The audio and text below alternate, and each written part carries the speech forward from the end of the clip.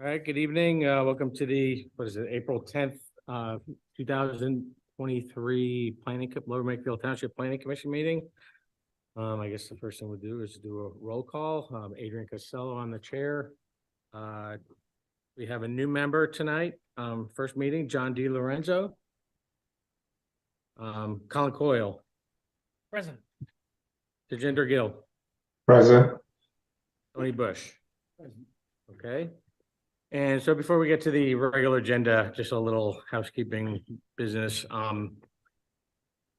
Since Dawn, she was the secretary and she left, so we just need to appoint a new secretary.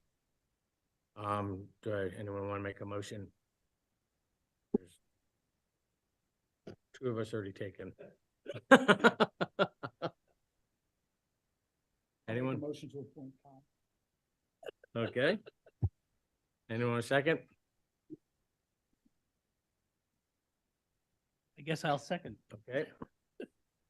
All those in favor, any questions, any discussion? Okay, all those in favor, say aye. Aye. Aye. All right, congratulations. Pleasure.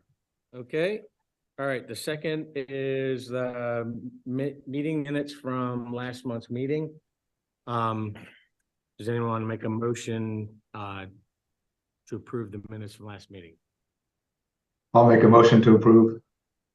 Second? Okay. Any questions, comments? None? Okay, all those in favor say aye. Aye. Aye. Aye.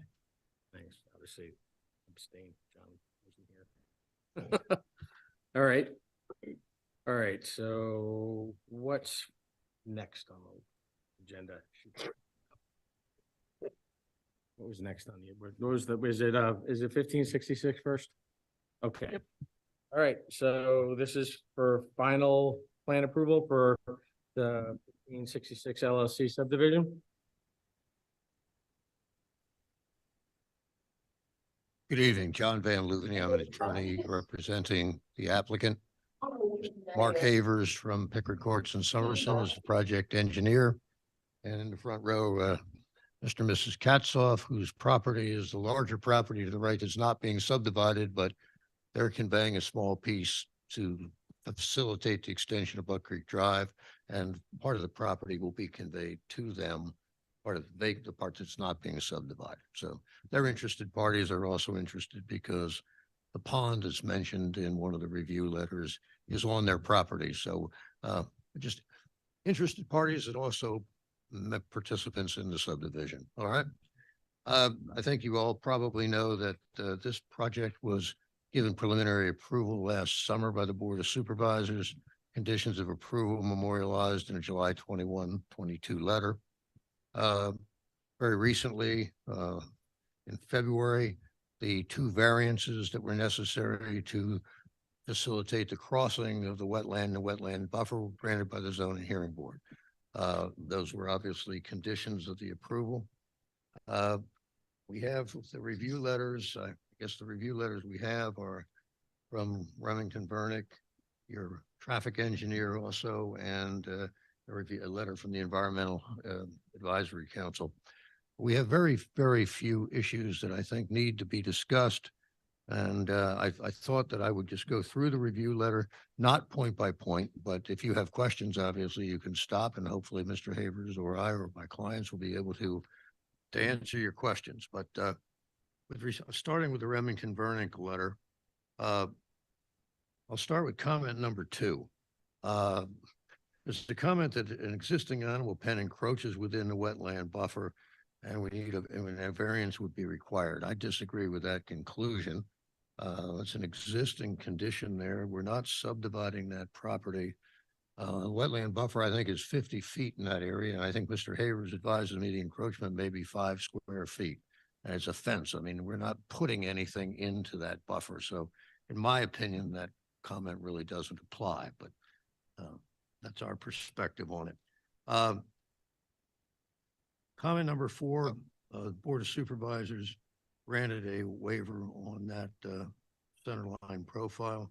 As number 5, I point this one out. It says that the provide approval from Pico, and yet comments, are no streetlights proposed. Comment number 74 makes a note about the fact that no streetlights are proposed, no streetlights were proposed. So I think comment number 4 is, or 5 rather, is the comment that I don't believe needs any action. You take a look at 74. It simply reads, please remove the proposed lighting. So. All right, hold on a second. Number 6, tree replacement. Oh, can I just, I might as well right now while we're here. Oh, sure, I'm Andy, sorry. can you comment on that one? Left. Sorry about that. I would agree that there's no, they removed the streetlights and therefore comment number 5 requires no action. Okay. Perfect. Thank you. Comment number 6 is tree replacement. This was an issue that in the supervisor's preliminary approval, we had asked for a waiver, sent a justification letter in. The supervisors decided to basically defer action on the waiver request. At the same time, there's a lot of comments in the EAC review about the trees. As you probably see, if you've seen the tree inventory, which was submitted with preliminary, there's hundreds and hundreds of trees on this property. If you've looked, as I have, at an aerial photograph taken in the summertime, even the Katzoff property is basically covered with a canopy. Certainly willing to try to go out there with an expert, walk the site and see if there are logical places to put some more extra trees. And eventually we know we have to negotiate a fee, which is what we would propose. What we don't want to do is go plant a bunch of trees that are going to end up killing each other as they get bigger by overcrowding. And that's really the concern that we have. I think there are more than enough trees on this property already. And that was one of the reasons we asked for a waiver. We disagree with the EAC's comment that there looks to be a lot of places where we could plant trees. We might be able to put some shrubs in understory, fill in some gaps. And I don't know how the township works with that, but we'd be happy to send somebody out there and take a look at that condition with us. Yeah, that's a winter picture. The summer pictures look a lot different. I don't know if you want to comment on that now, but I know wasn't there recently another plan we had talked about where it doesn't necessarily have to be all shade trees. That's the kind, Treated out shrubbery stuff. that's the kind of input that we'd like to have. Yeah. And like, I think, and based on my reading of the EAC comments, I think my interpretation was they would also agree that, you know, I think there's flexibility in terms of what is a constructive planting.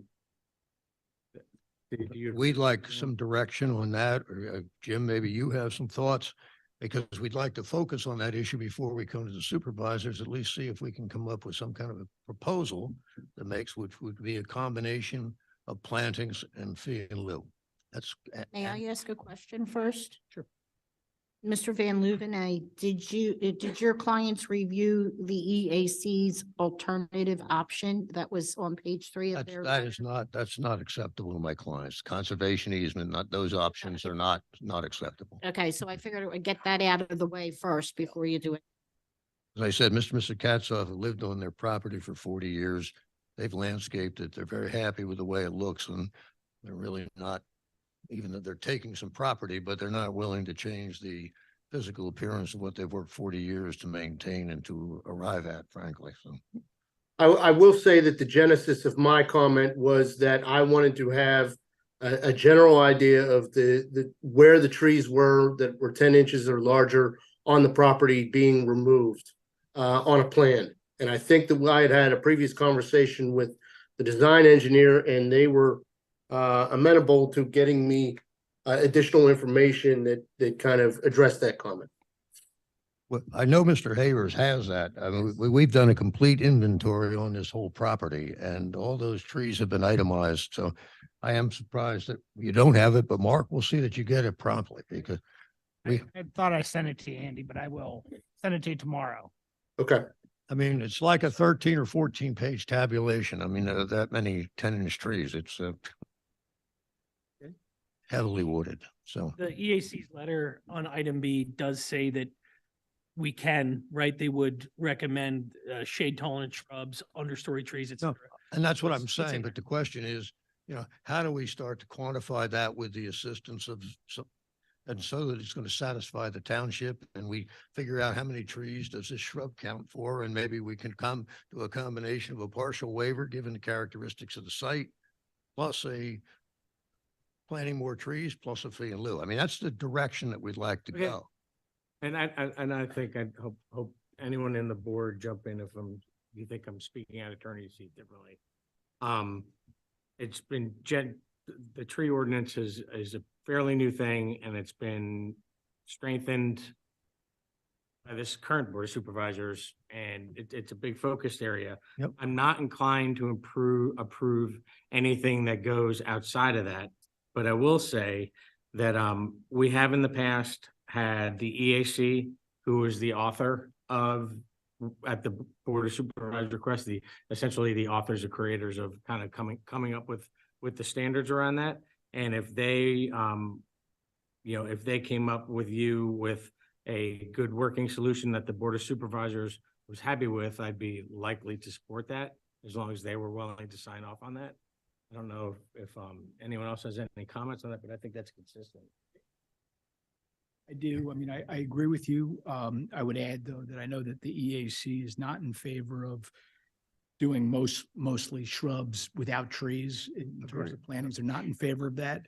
And I personally would not be in favor of a waiver. I'd be fee in lieu of going to tree bank or something like that.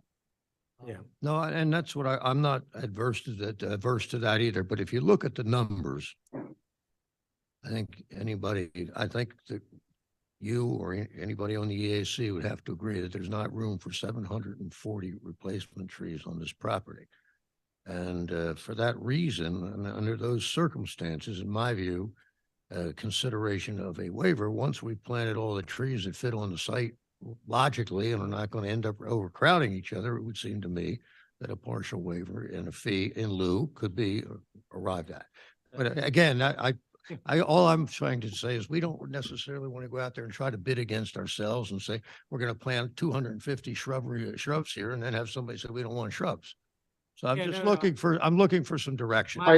My advice, my advice to you, I think my recommendation to you would be to, I think, sit down. And I guess Fred, you could comment, tell me if I'm speaking that term, but I think the EAC would be very open to sitting down with them and coming up with a workable solution around our tree ordinances and the spirit and what we have written in there. Is that correct? I think the best thing to do would be to get together with the township manager and our community development official, and come up with a plan. We're not real flexible with our tree ordinance. So as far as the ratio of trees being planted versus fee in lieu, I'm sure we can come up with a number. But that'll be after we sit down and have that meeting. And if we can set that condition, you can probably move forward, but I'm not going to speak for the planning commission. I would say this, the purpose of the comments are that trees to be removed and then replaced. The purpose is to a buffer or a reforestation of the lot. And so any shrubs that were provided should not be planted around the proposed homes, No, I or they're understand. not shrubs that are to be used to beautify the homes on the development. These would be shrubs that would be used to reforest the property. Undergrowth, and I think that was We certainly understand the purpose. There's no argument there. It's just a question of trying to drill down on the issue and come up with a solution. Jim, can I call you on that to see if we can start to get a meeting like that together? Yes, and I could see if our EAC is available too. That would be Sit in fine. on that. Yeah. And maybe we need to go out to the site and see what looks like we already have spaces. Because I think when you get in the field, it looks a little bit different than it might look on plan. And I have the sense from the EAC's letter that they have some specific ideas. That was All right, my sense when they proposed that. all right, Have some idea. fine. And I believe the other project where they had suggested understory trees and shrubs sort of crossed this set of plans and comments. So that kind of came afterwards. So I think they would be open to that discussion. Well, that's what we're looking for. Okay. I just don't want to have Mark sit down and prepare one plan 1 month and one plan Yeah, the yeah, next yeah. month, and we go on for the next 2 years. Before we move on to the next item, you're here for final approval tonight. We already gave you preliminary approval, Correct. or recommended preliminary approval to the Board of Supervisors. The EAC's plan is dated February 10, so it's 2 months ago, a little more than 2 months ago, basically. And I wish you'd had this conversation with the EAC and with the township before coming in here tonight for final approval. Would have made our jobs easier, would have made it easier for the Board of Supervisors as well.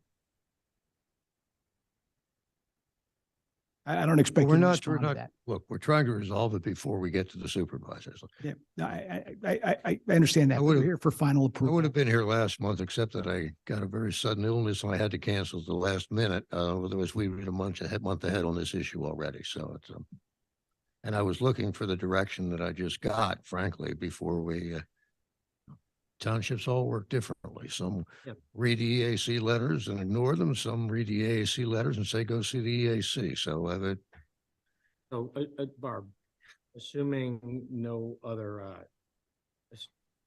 all of the any other questions or issues aside, if we were to make a motion tonight, Mhm. approve, you have to word that in a way that incorporates. I have it noted.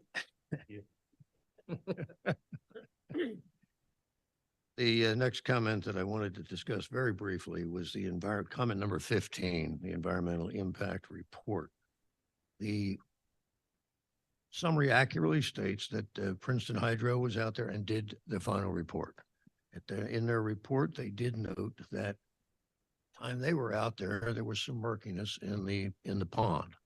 One of the things that may or may not know about this pond is stream feeds the pond and it goes over. There's a dam in there that DEP has over the years required my clients to make some improvements to.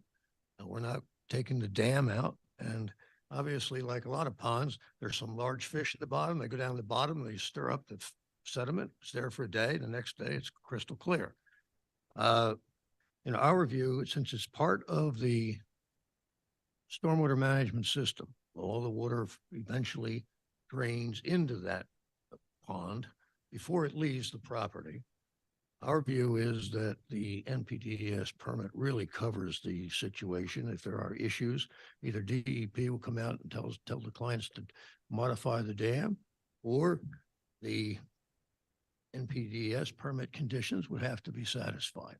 But mitigating right now, first of all, your ordinance doesn't say the conditions that are identified have to be mitigated. That's not in there. If we were using that pond, digging the pond up, changing it in connection with the permitting, that would be a different issue in my mind.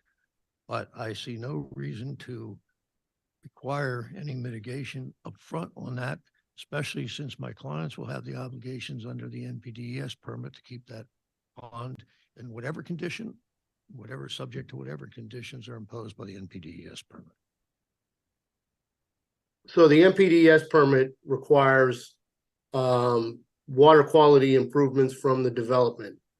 But it is not a water quality improvement of 100%. It's a certain volume requirement and that's for the proposed development. So that's not mitigating any current water quality issues that are on the site.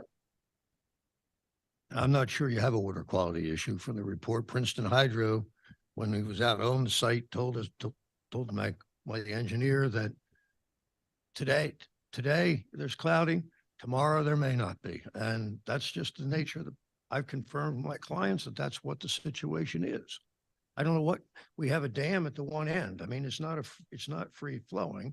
So the dam obviously is going to tend to hold back some sediment. It just can't run right through. And I'm not sure with the dam at the end of the pond, what kind of mitigation you would be looking for. May I ask a question? To what extent will Bucks County Conservation District be involved with respect to water quality in the pond? To the extent they need to be involved, issue the NPDES permit, in my That's opinion. Bucks County Is- Water and Bucks County Conservation. I District? believe that's right, Mark. Is that right? They deal with the stormwater on the site. That's- Goes into the pond. So, I mean, they look at it as a whole. I don't think they would. Mark, I can't hear you. Just pull closer. Point is, we're not changing the pond. It's an existing pond. It's not being affected by the development. That's not true. Well, it's being affected to the point that there'll be additional stormwater going into it. That's why I said it's part of the NPDES permit.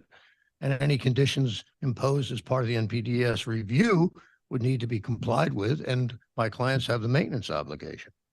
I mean, the Mr. and Mrs. Katzoff are going to retain the pond, and they'll be essentially have the permit responsibilities, just as they have for the last 40 years to take care of their pond. So I'm just gonna ask a question as a layman here. You have a pond. There's a lot of sediment at the bottom of it. Sometimes it rains, big fish move around, sediment gets kicked up. We're talking about improving the land, changing what's on the land, changing the stormwater runoff profile, and we're proposing to use the pond as a holding point for stormwater. Is that accurate? No. There's stormwater facilities on the project area, which is, I'm not exactly sure, maybe 500 to 800 feet away, maybe 1,000 feet. Okay. It ultimately goes to those ponds. Just as it does today. Got it. Does today. So I guess in theory, the on-site improvements we're doing, the water quality that we're doing upstream is benefiting the pond by providing cleaner water going to the pond. I think the concern here is potentially unclean water in the pond being pushed out into local streams. Is that accurate? So it's not about the quality of the water going into the pond, it's about the quality of the pond water that could potentially go out. As I said. I'm just pond- trying to explore the issue. The pond is on a stream. So the water comes from, Yep. where it comes from. It's in line. the Pond and goes out. At a certain normal rate of flow under normal conditions, and we're changing the conditions. And I'm just trying to understand. No, we're not changing the No. pond in Okay. any way. I mean, it's going to continue to do what it does today. It may get a little cleaner water coming to it from our improvements upstream. The functioning of the ponds, we're not releasing anymore. We're not holding back anymore. It'll do as it does today, exactly the same. And Mrs. No Katzoff have difference. owned this property for 40 years. The pond was there, the dam was in place when they bought the property. It's not an improvement that they created. It's been, we don't know how many years, but it's been there Yeah. a long, long time. I'm sensitive to that. I'm also sensitive to the fact that we're now looking to change and improve the areas around. And when you do that, you're subject to different requirements, right? Oh, well, So- I don't think we are. That's my point. I don't believe that your ordinance requires mitigation. And that's the question that I have, either for Barbara or Jim or Dan. Is there an issue for this commission to decide on that? And B, is it really appropriate at the county level? What are we doing here? I believe when the ordinance was written, the intent was that when you had a downstream water body, that you assess where the water body currently is in terms of its health. So that later, after they do development, or during the process of development, if an issue arises, you have a baseline from which to work I from assumed the purpose was. to determine whether or not they've been adversely impacted by the ongoing development. So in this case, the report that was done is the baseline of where the pond is right now. And that during construction, if there appears to be any problems, we can do further tests, and determine has it been exacerbated by the development or not. Okay, and Andy, your letter here doesn't state that changes are required. It simply states that changes may be required, some additional dredging, et cetera. Yeah, right now, their expert went out there and assessed the water quality within the pond. and we've noted that it exceeds DEP recommended thresholds at this time. And so, if they're, responsible for operation and maintenance of that pond, well, then right now, their expert has provided information to us that indicates that they're above DEP recommended thresholds for water quality within that pond. And now's the time to do maintenance, basically. Okay, but it sounds to me as if that issue is not actually tied to approving these plans. It's really just you had an expert go out and say, you're beyond your obligations. You need to take a look at this pond and do some work on it. Is that Correct. We did what your ordinance said we had to do, which is provide the report. I agree with Jim's assessment that the logical purpose of that report is to provide the baseline. I don't have any other questions. Okay, the next, Before you go on, so the other items in the review letter from 1 through 14 that have not yet been addressed, are they all will complies? they're all will comply, yes. You had an exception on number 2. Well, yeah, well, The animal pen encroachment, you had, my view is because it's an existing condition, it's not an issue. We're not proposing to encroach in a wetland buffer. We put it on the plan to show this is where it is. But that's a different issue than proposing to build an animal pen tomorrow that would be into the buffer. And as I said, it's a very, very, in our view, de minimis encroachment. I mean, we could draw a line around it and say the wetland buffers, Barbara, is that an accurate interpretation? That animal pen was existing prior to the zoning ordinance, it would be construed as a legally non-conforming structure. I'd have to defer to the township who have aerial maps of the structures to ascertain if that is in fact true. I'm not sure. then the only other question is if it's a real issue. I don't know whether you have such a thing as wetland buffer averaging, so we'd increase it by 5 feet on one side, cut around the pen and.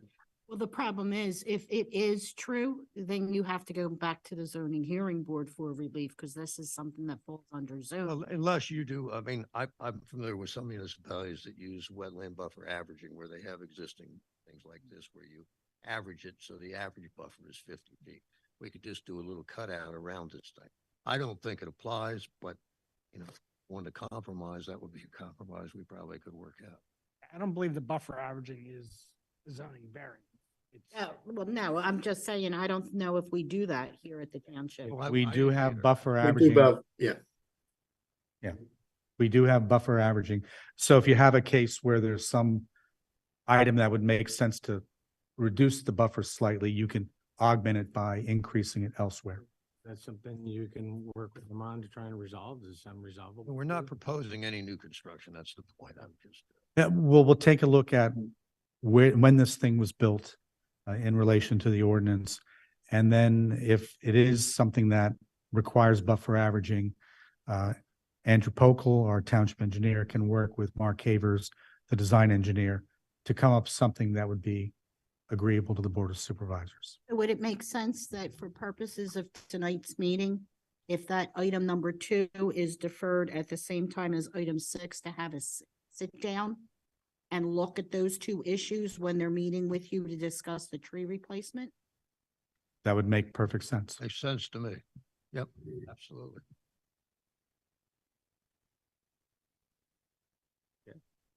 Comments, I guess, Barbara, the best way I could say it is that number 3, we obviously know who has to be resolved. That's the PennDOT approval.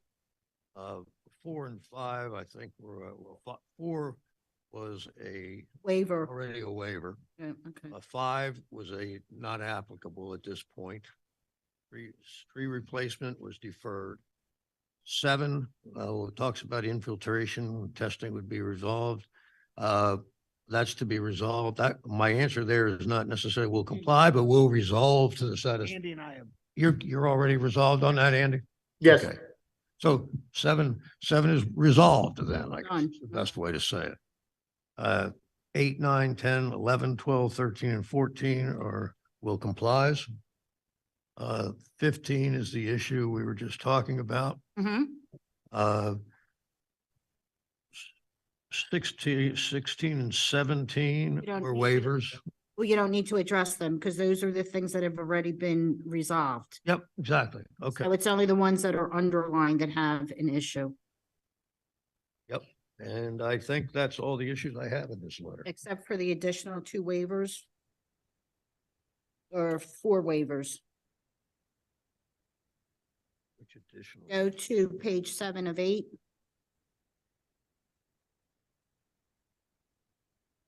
You're requesting a waiver not to provide sidewalks. Is your client That's agreeable? already granted. That was granted by the board subject to fee and lieu. Okay, so it is a subject, okay, That's been- subject to that's fee and been- lieu. Because it says waiver not granted, but that's why I was asking. I have the approval letter here. Okay. The bike ways are no longer an issue. The sanitary sewer easement is no longer an issue, correct? Correct? And number 4, with respect to the tree plantings, that's subject to the meeting with the township. Yep. Okay. That's what I am on here. The only comment that we had on the traffic engineer's review of January 31, comment number 1 was just a comment. I'd like to see the street at 36. The ordinance permits 26. The 26 feet was what we showed on the preliminary plan. And to go to 36, first of all, I don't know what the purpose would be. It seems to me you'd want people to slow down when they're coming into the cul-de-sac, not have a 36-foot raceway.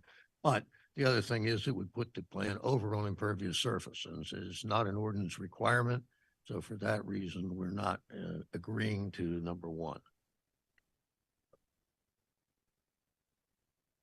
Number 2 is a comment about the waiver for sidewalk, which is a fee in lieu. Number 3, that was a waiver, length of cul-de-sac granted by the Board of Supervisors. 4 is a will comply, or there was, I've been done, actually, it's on the plan, clear sight triangles. 6 was just a comment, not an ordinance issue, and Mr. Havers responded, did his response is listed already on the letter. And 6 is the traffic impact fee, and there's no issue about that. As I said, the EAC letter is pretty much about the tree replacement issue. The comments 2 and 3 relate to this bayberry tree, and those are will complies.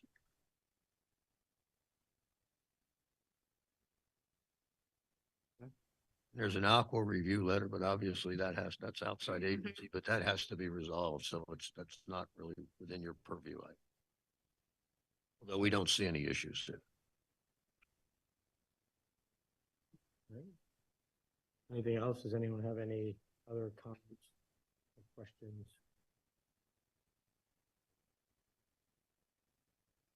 Nope. I guess the next thing we'll do is, somebody want to make a motion? Public comment. Oh, I thought that was after the motion.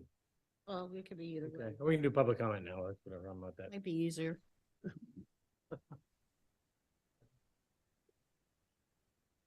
Any public comment? Just please, state your name, address. Hi, my name is Kathy Tipton. I live at 1078 Creamery Road. I've spoken before in front of the planning. I missed the meeting in February due to the death of my father. I wanted to be here. To say that my property is going to be impacted is great. We own lots 50, 51, and 52 on Creamery Road. I don't know if you can bring it up if people can say it. We've lived there since 1999 and have enjoyed the quiet serenity of the woodlands in our backyard and the farmlands in the front. This is why we purchased our property, because it's such a beautiful space. my comments involve this development and the next proposed development. Is that okay? That I merge them together? No, I think we have to keep. Oh, do you want me to wait until? Just stick to this one and then when we get to. Okay. For the 1566 LLC, it's going to be developed right behind my house. I've been in contact with Jim. From what I understand, the lots 3 and 4, probably about 45 feet from my fence line. We are really concerned about the trees. So when you're talking about trees, that really impacts my property because we want the privacy. So I want to make sure that my property has a buffer and that people are not looking in our backyard. We have enjoyed, looking at the woods, and I don't want to look into the backyard. And I know there's going to be a water garden back there, a couple other things. So I just want to make sure that our property is going to be protected from people being able to look in. Also, we are concerned within Jim's contact with me, I was concerned about our fence line. We have fencing all along the back of our property. From what I understand, the developer is going to come in and he's going to take care of the underbrush, which we've been taking care of since 1999. My husband has to jump over the fence and take care of stuff.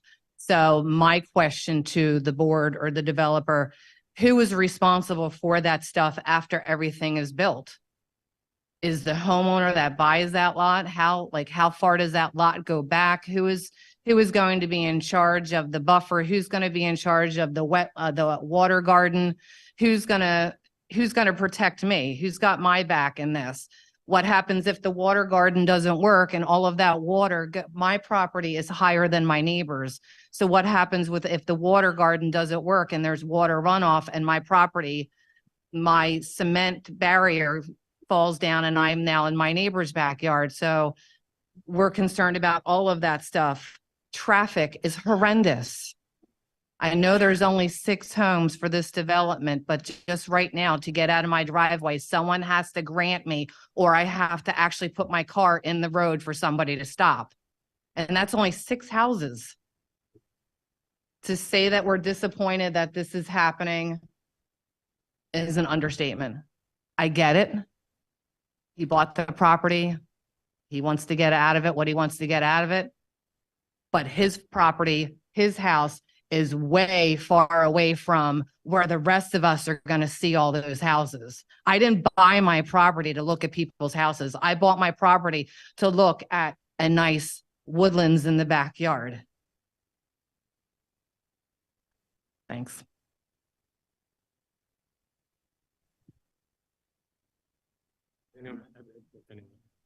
Well, I'll just answer the one question. Ultimately, after everything's all said and done, the property owner who butts up to your backyard, they will be responsible for the maintenance of their property. And we will be monitoring, obviously, the rain garden to make sure that the rain garden does function properly throughout its lifespan. The only thing I would add is if it doesn't, it would drain the other way. It wouldn't drain toward her property. That's correct. Yeah, I think the resident's concern is perhaps undermining a structure on her property. I would just say that I think it is important to make the recommendation to the EAC when you are doing a site walk to take into consideration preserving the privacy of the sight lines for the existing residences around the property. Sure, that's fine. We've already shown buffering on the landscape plan, and if there's ability to supplement that, that's certainly not an issue. The other thing I would comment on traffic, obviously, there's one house that goes out to Creamery Road today. There's one house that goes to Creamery Road after the subdivision is built. There's no increase in traffic from generated directly onto Creamery Road from this subdivision.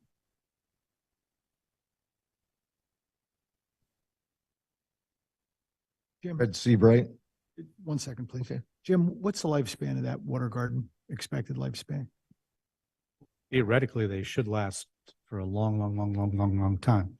The township does enter into stormwater operations and maintenance agreements with each and every homeowner who has these type of facilities on their property to make sure that they are functioning properly.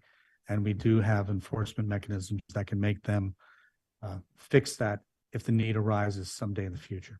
And just so you know, those agreements are recorded. They run with the land, so there's. I make sure they're recorded. Thank you. Fred Seabright, 1530 Buck Creek Drive. My house is right next to, butts up against the development. And just in regard to your discussion on trees, I'd ask that any accommodation on the trees would not abridge the buffer to my home, which previously was stipulated that there was going to be tree buffer that put in there. So in the accounting of trees, I still want mine there to, as was stipulated before. And we're talking about adding more trees in locations that might work. We already show a lot on the landscape plan up in your. Okay, well, as long as it's Yeah, that's kosher, gonna we're stay. good. Anyone else? Okay. Is there anyone online? Nope. Okay. All right, so, Barb, you have a, help us kick this one off?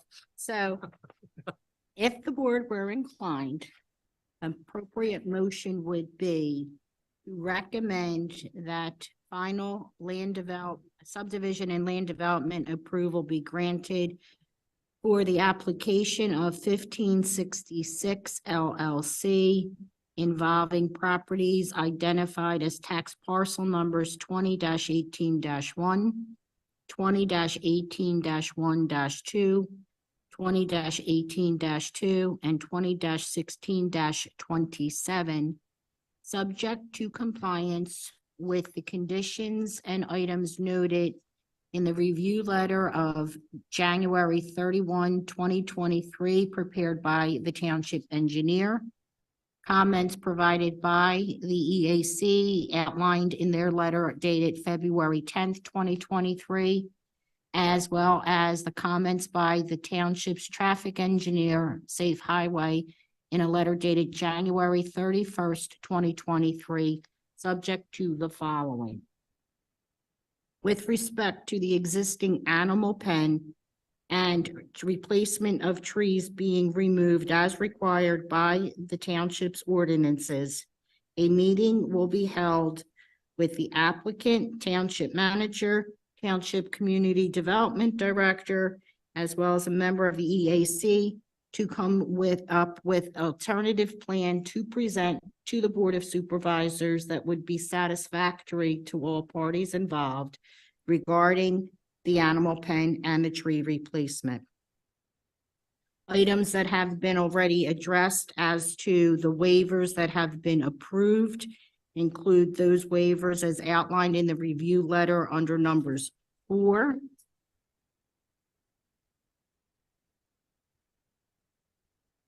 Part 5 of the review letter, as well as the waiver approved to not provide sidewalks, but are subject to a fee in lieu of the sidewalk installation.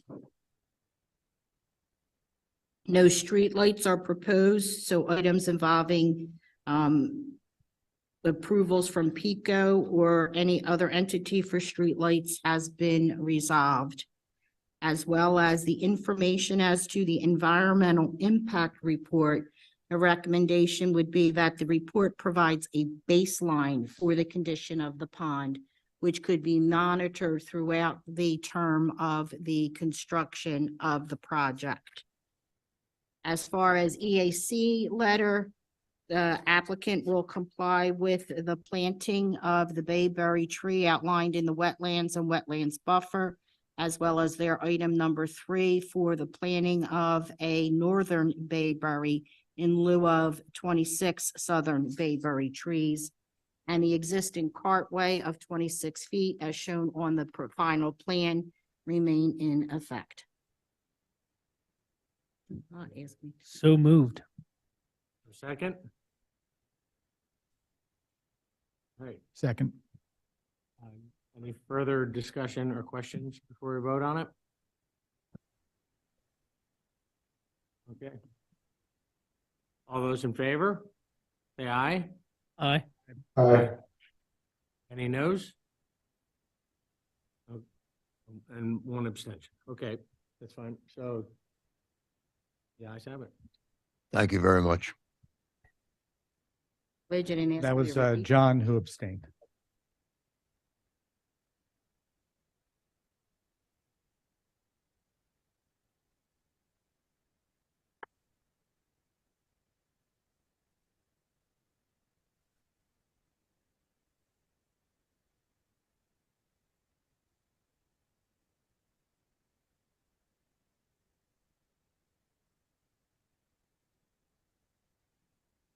All right, so the next agenda item is the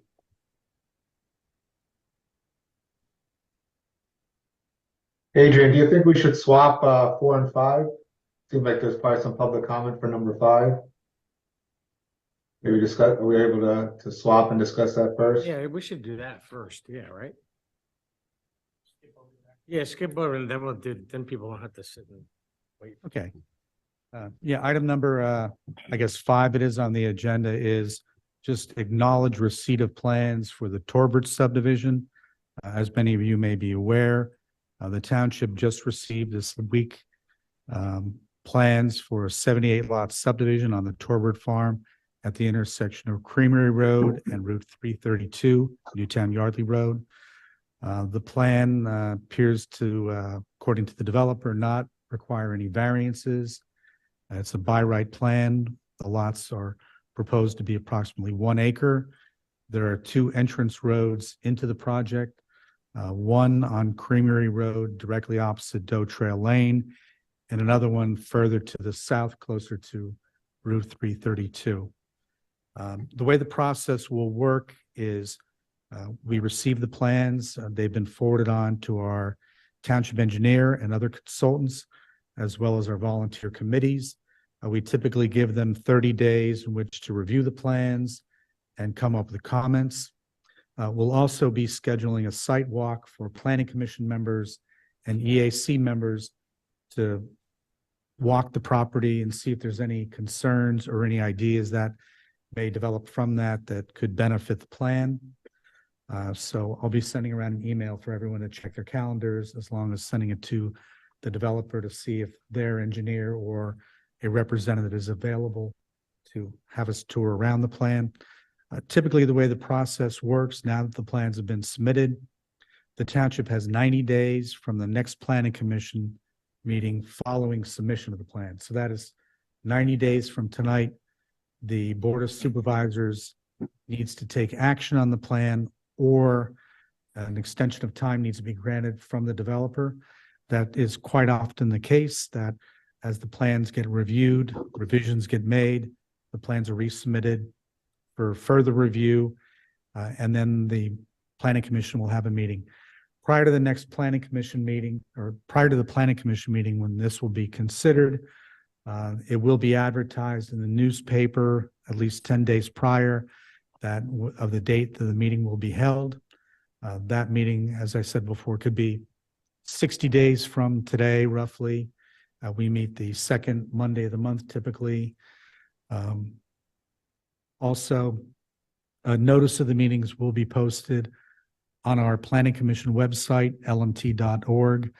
Typically, we put that on the Thursday or Friday morning prior to the Monday meeting. Also, if anyone's interested, they can email me and I can just give you an extra email just to give you a heads up that the plan is going to be under consideration. So that's all there is right now. I know our planning commission just received the plans. They haven't had a chance to really review it, but I'll give it back to Adrian. I don't think I mean, does anyone on the planning commission have anything they want to say about this one yet? I mean, I have not looked through all this stuff yet. No, I haven't looked at the plan. Haven't looked at the plan yet. Obviously, there are members of the public here that are interested in this tonight. Question for Jim or Fred. Has the township engaged in any efforts with the property owner or the developer to preserve either any portion or the entirety of the property at all?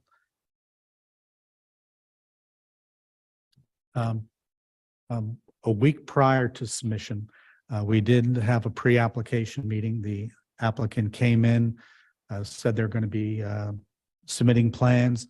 At the time, we did notify them of our open space ordinance and would they be willing to consider that? And I think they were open to that possibility. And we discussed a few other items, but I think they are possibly open to that. Thank you. All right, anything else? All right, I know there's a lot of people here obviously interested in this one, so I've certainly listened. There's a to what public you- comment online. Sorry, what was that? What was that? Hi, for public comment, I'm Jillian Bueller at 1706 Clydesdale Circle. Our development backs up to where this farm is located. And I know our neighborhood is very concerned, as we heard on the last agenda item, in regards to the traffic patterns. As somebody who was rear-ended at that intersection. And Yes. before you, this is Barbara Kirk. I'm one of the solicitors for the township. Before you go into, you have to identify yourself by name. Yes, 6 Clydesdale Circle, I believe. Is that correct? Okay. And just Yeah, so I you said understand, just so you 17 understand, Circle. before you go any further, the only reason this item is on the agenda is confirmation that an application has been received. There has been no reviews yet. It's not yet ready for planning commission review or anything of that nature, just so you're aware of it. There's going to be future meetings specifically looking at the application in addition to all of the comments from the township professional consultants as to what needs to be done and not done. So I just want you to be aware of that. That's a good point to raise. I mean, we're not deciding anything tonight. I mean, you Yep, you guys made it and you're online. I'm perfectly happy to listen to what you have to say. Yeah, I think that the entire community is really concerned, especially since you started off with that we should be aware by now, which we received a letter in the mail today with in getting home from work was 5 minutes before this meeting started. So it would have been nice to have a heads up before, and is remiss to say that we were all aware of these plans. There's a lot of concerns that we want to start voicing as a community early on. I understand that you're not reviewing or approving anything, but I do think that our voices need to be heard in that we are concerned about the traffic, the drainage into our neighborhood, as well as the schools. Okay. Yeah, I think I hear what you're saying and just what I would say is all from this moment forward, all the meetings will be public meetings. And at least for the planning commission, the board of supervisors, any of the main constituents, the main groups, they'll all be published agendas beforehand. So I would just say, keep your, Jim will do a good job getting it communicated out, and just keep your eye out for different various meetings. And obviously, if it concerns you, feel free to come and comment and have input. Adrian, Yes. I just think it's important to make sure everybody understands that the township only got this application a few Yeah. days ago. So we're all getting this together. And, Jillian and everybody else who has concerns, every concern will be taken into consideration during this process. It's going to be a long process and as you said, a very transparent process. And this initial plan will probably be completely different by the time it's over. I totally understand, Fred, but this will help probably get us up to speed on what some of the Sure. potential issues are anyway, so. Yep. So.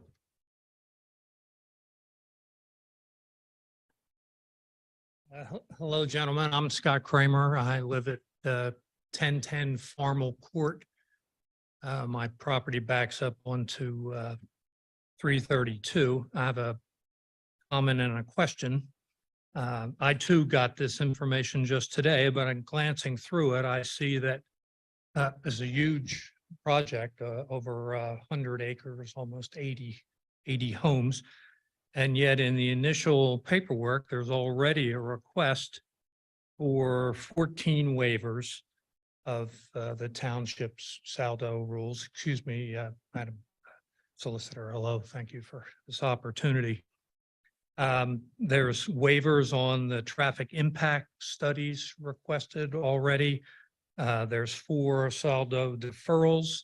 There's apparently no water access of record as yet, and the sewer application is in a situation where there's no room at the inn just presently. So in a project of this size, I'm not an expert, but it seems like that's an awful lot of excuse me's from the outset. And I would ask the board to look carefully at these things, because obviously we'll hear from others who find this to be a very important project that could and will likely affect the nature of the community. The question I have is, I've lived at the property where I am now for a long time, and I was a Lower Makefield resident before that. I don't recall a project of this, a housing project of this size in my tenure in the county, and I wondered whether the Planning Commission or other elements of our local government have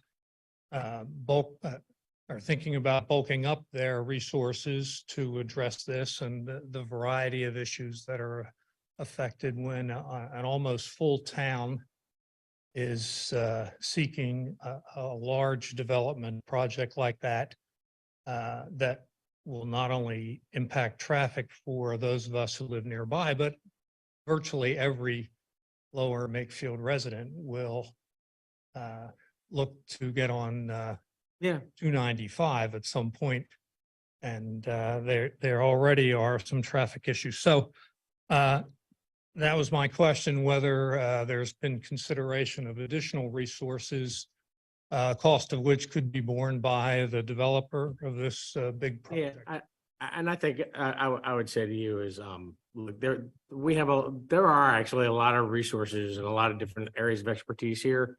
And there's gonna be a lot of eyeballs on this thing. I think it's way too early to say whether we need any other help. That's from my perspective and my experience, just paying attention and being involved. And I say, like I said, I say to you, what I'll say to everyone else here is, I know this is an important thing. I've lived here for a long time. I understand what this is about, and what people's concerns are. Just keep coming to the meetings, and if you have a question or a concern, keep bringing it up. Appreciate that, Mr. Costello. May I ask that of what is the commission's experience with projects of this size, either collectively or individually? It's not just the commission, it's the professionals behind the commission. And we've all dealt with these types of things. There are some newer members on the commission, but I was on the planning commission when the Matrix project went through, and that's a far larger, there was far more homes than what we're talking about here. And the township professionals, many of them are the same as there were then, although there are some new faces. We're experienced to handle this, and everybody up here has got qualifications, brings different things to the table. Excuse me, Mr. Bush, I was questioning, not. No, I'm not offended by it. I'm just saying that, I'm just responding to your questions. That's all. I mean, we'll look at this thing carefully, and, nobody up here has any preconceived notions. We're going into this with an open mind, both to what the residents say and to whatever it is the builder's going to put before us, which we haven't, or developer, which we haven't seen. We just got it. Understood. And I understand, I appreciate your relating that experience to me and the other listeners.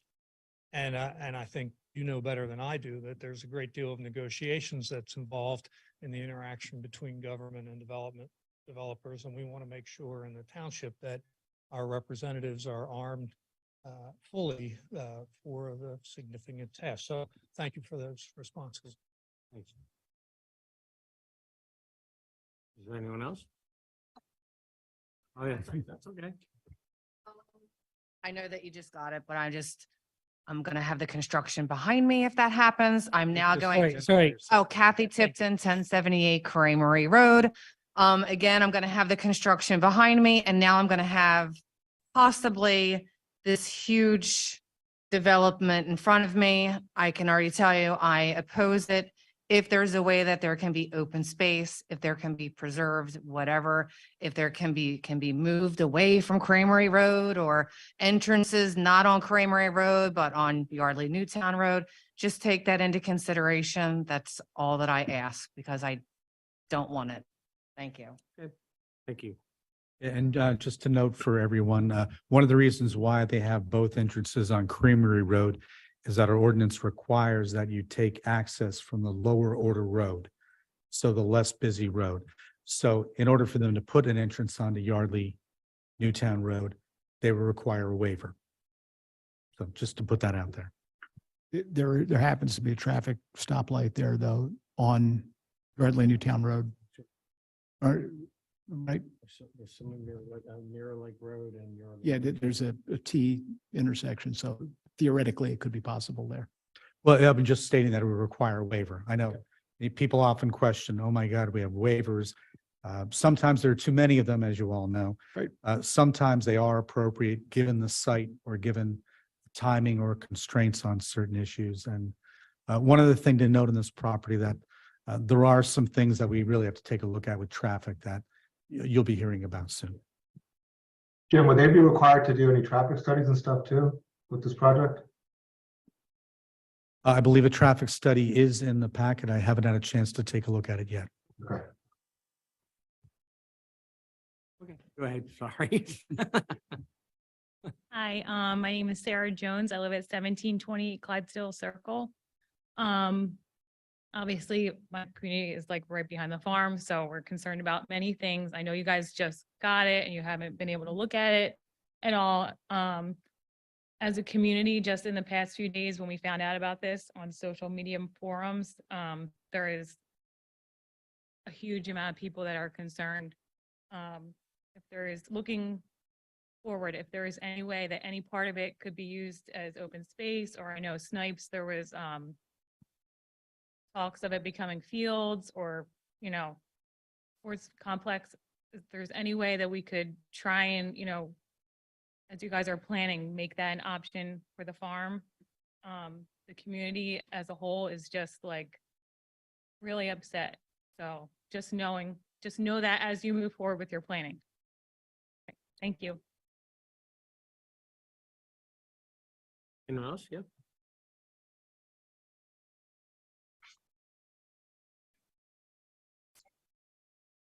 Hi there, my name's Karen Fell. I live at 1550 Doe Trail Lane. What is the formal mechanism for a person, a resident, to send in comments at this point? Who do they send them to? I know you haven't started the review process, but who do we send our preliminary comments to? Actually, the township has just purchased new software that allows residents to better interact with us. We have an online permitting and citizen request portal that's on lmt.org. If you go into that, under citizen request, questions, feedback, you can provide any and all comments, photographs, whatever for this project or any other concern you have in the township. And then who does that get funneled to? Well, if it's So it's if it's for the specifically planning about this. commission, eventually it'll go to the planning commission. It'll go to anyone else who is who need to look at it. Okay, I would take a look at it myself. If it's related to this, it would go to the planning commission. Traffic related stuff would go to maybe the traffic engineer or to the township engineer or to whomever would be the designee. okay, thank you. So just to clarify, so that's at lmt.org. In the top right corner, you'll see an option for forms and requests. Click on that. At the top, there's a link for the online permitting and citizen requests. At the Board of Supervisors meeting where they talked about introducing the platform, they also said that if you're uncomfortable, you have a problem using the platform, you could come on in here to the office and someone in the office will assist you getting set up and communicating through that method. Thank you. Thank you.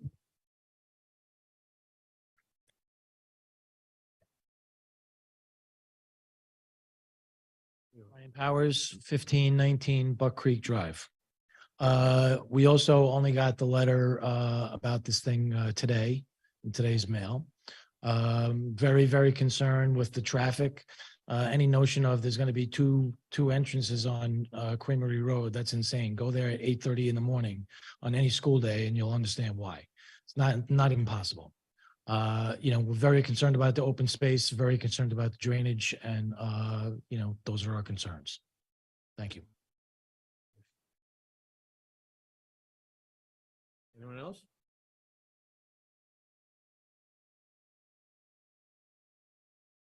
All right, well, thank you for your input. I think we'll be looking forward to hearing from you on next step on this and the timing of it. Oh, absolutely. Like I said, we'll have the opportunity to have a site visit so you can familiarize yourself with the property better, and hopefully we'll come up with a better plan than what's submitted. Thanks. Thanks for coming out. All right, our last agenda item is the open space ordinance. So if I may, because there's been different versions bopping around. The most recent version that I worked on with Jim, and you should have been included in your packet, has a number in the bottom left corner of each page. And it should start 11356517. That's the one that I'm referencing. And there's two things that I want to address before we get into the specifics as to capacity issues. This version, there's 5 different definitions in the existing ordinance. Hang on, I'm sorry, Barbara. I have 1147566. There was 2 attachments. There should be another one. There was 2 attachments in the email. There were 2 attachments in the email. There were 2 attachments. That 114576, that was supposed to be like the clean version. I got it. I see it. It just doesn't have, got it. We're good. Thank you. Okay. Problem resolved. That's why you put the numbers in there, because it's easier to make a reference as to what it is. Right now, our ordinance has 5 definitions dealing with open space. One says common open space, one is green space, one is open lands, one is open space, and one is resource protection land. I'm recommending that the definition of common open space as it exists gets deleted from the ordinance, because the new definition being provided for open space encompasses that idea of common open space. Open lands, as we have in the ordinance, are resource protected lands, including farmland, which is part of a farmland preservation, conditional use development, or common open space. We can get rid of common open space, but I'm under the impression that this ordinance is to create 2 distinct ideas of open space, that which is resource protected land, which is not going to be affected by this ordinance, and then open space, which is intended to be used for the residents. Am I correct in my understanding of this discussion? Wanted to jump right in there because you said the resource protected space. We've gone back and forth about that in 4 or 5 meetings now. My understanding was that that's included in the 25%. That we had decided, basically Jim and you had told us that we couldn't have that in addition to the 25%. That's fine. I'm just trying to make sure I understand. So does it make sense then to get rid of references that say resource protected land definitions? I'm trying to keep it as trimmed as possible so there's no conflicting provisions. So Jim, if you go to section 200-7, obviously common open space, we're getting rid of that term because it's being resolved. We have a new definition for open space. We have a definition for green space. that seems to be duplicative of open space definition we're doing. I mean, here's the page that I'm referencing, if you guys want to take a quick look at it.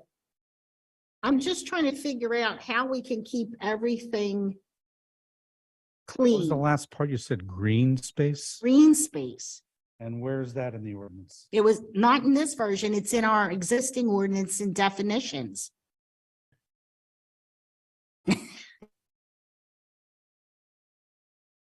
And I guess I'm gonna make an argument that there's another one we're creating. Well, that's why I said get rid of common open space, because that, But like you, right now, like the green space, I think I understand that, the open lands, I understand that. And resource protected lands and what we like township open space. And now we as a township saying we're preserving open space, but we have the potential for dozens of acres in one spot. We're gonna call and sort of take credit for as a township as open space, but it's only open space for the however many houses are in that development. That's different than anything we have today that we're. well, calling that's open not, I mean, it's not necessarily. They No. could put it on the border of the development. They could put it, yeah. we're gonna get to that section as to ownership Yeah. No, issues. but there's, it's, we don't even have to get to that section. It's in this section. You said for the use and enjoyment of residents. And in the last meeting, we talked about, who are we talking about? Township residents, we just made residents open-ended. Right, but then in Not- other places, this may be, if there's an HOA, it's not all residents. That's gonna bring me to the second question Okay. I have that we're not Okay. addressing. But staying on this first point, I mean, there is a clear definitional difference between green space and open space. Green space specifies open space to be used for active or passive recreation, community gardens, or resource protection, right? All of it should be deed restricted against future development. We may not be using green space, but it's defined pretty clearly. You're comfortable in keeping green space as it exists in the definitions is what I'm trying. I'm just Yeah. trying to get opinions as to whether we're having definitions that conflict with one another. That's all. Yeah, I think open space is a broader definition and green space is more narrow, and it's really up to the Board of Supervisors whether they want that tool, but I would certainly think it's a fitting tool for us to have, Okay. unless I'm missing something. No, Okay. I'm just, Yeah, and the green space was something specific to a traditional neighborhood development. So take, for instance, the Flowers Field development. As part of that, it's required that you have a little bit of green space within that development. It's different than open space. It's basically, it's slightly different. so, but if. It's a definite, it's only for a traditional neighborhood development. So should we clarify that in the definitions? It says it. It It does? says, the open space in a traditional neighborhood development, Okay, et cetera, et cetera. So it's, This whole thing we've been talking about is essentially actually creating green space. Then, where I'm calling it open space, but it's really green space in our ordinance. Well, in one aspect or another, it's all interchangeable. But the Bucks County Planning Commission in their original assessment said that that we should have consistent terminology. So some things say open space, some things say natural resource protected lands. I just want to make sure we're all on the same page, that we don't need to change any other definitions that we Yeah. have. and that's why the definition that I put in there for open space, it basically matches Saldo, because right now we have a difference between Saldo open space, zoning open space, zoning common open space, and by eliminating common open space and matching the zoning open space with Saldo, you have one consistent definition of open space. Yeah, I see a lot of value in collapsing those. And when I first started on this commission, I was reading all the definitions and I was getting confused. In one point, open space says see open, common open space, and the other common open space says see open space. So we can clean those up. Yeah. So in the current definition, it does include, it says not including retention basins, resource protected land, so that stuff would be, that would be removed from there in the open space, if it's included in there? Yeah, those things are not included. Actually, they're not included under the current definition, and they're not included under the proposed definition, and which matches the Saldo definition, which was clarified about 10 years ago or. But I have a suggestion. If you go to where it says not including streets, parking areas, areas set aside for facilities, I would put a parentheses and change the next including to such and put in such as detention and retention basins. Because in one section, you're saying not including, and then you're saying including. So rather to avoid Yeah, confusion. no, that one I had to read like 2 or 3 times before I make sure I understood it right. Yeah, in that case, that makes sense. What we'll also have to do, and we still need to do this for a little cleanup, we'll have to do a Saldo amendment for that too, because Saldo matches this. Okay. But just so it's clear. So then the second question I have, which goes to what Adrian was referencing, is the Bucks County Planning Commission had made a comment as to ownership of open space. And we have a section already. Sorry, I didn't think to make extra copies. That's my fault. Under section 200-74, which deals with ownership. It says open lands, so we can just change that to read open space. If Jim agrees, but then it says how they get, who owns it and how it gets maintained. So if it's owned by the township or farmland preservation, it could be used for the public in general. If it's by a property owners association or some sort of conservancy or land trust, then the use may be limited just to those people in that development. But we don't make a reference in our open space ordinance that brings you to section 200-74. So we may want to make some sort of comment to that effect.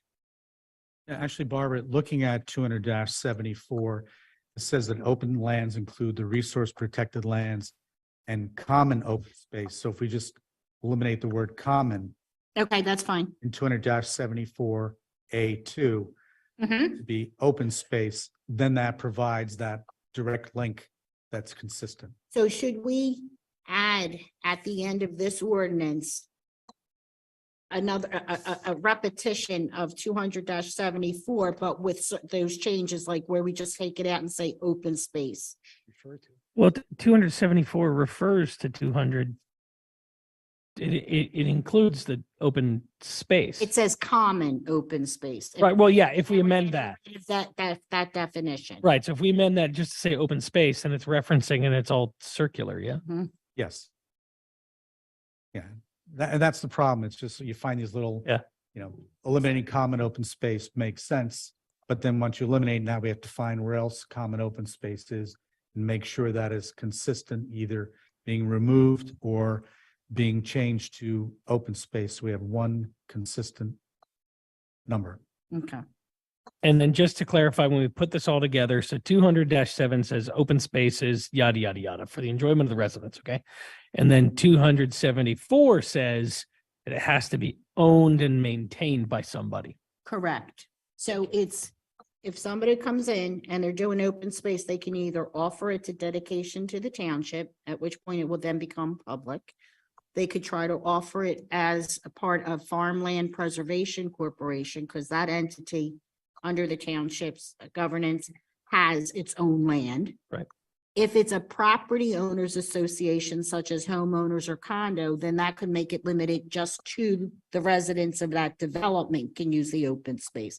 So I think that covers what everybody was referencing as to ownership and how it gets maintained, because obviously whoever owns it has to maintain the land. Well, and I think that is probably what you had inferred that we would talk about later, which brings a question that Mr. Bush raised earlier, because you just said if a property owners association owns and maintains the land, they may own and maintain it for the enjoyment of those specific residents. Correct. Okay. And I think that what we're trying to say here is that that's probably not don't think that was the intent of the open space. Yeah. As to avoid or make everything public. I think the whole mechanism was to ensure there is green land available instead of every inch being used up to build something on it. Understood. So, Exactly. so I just want the board to agree with me that we just need to make a reference that ownership will be held as set forth in section 200-74. Is that Yeah. acceptable? That sounds good.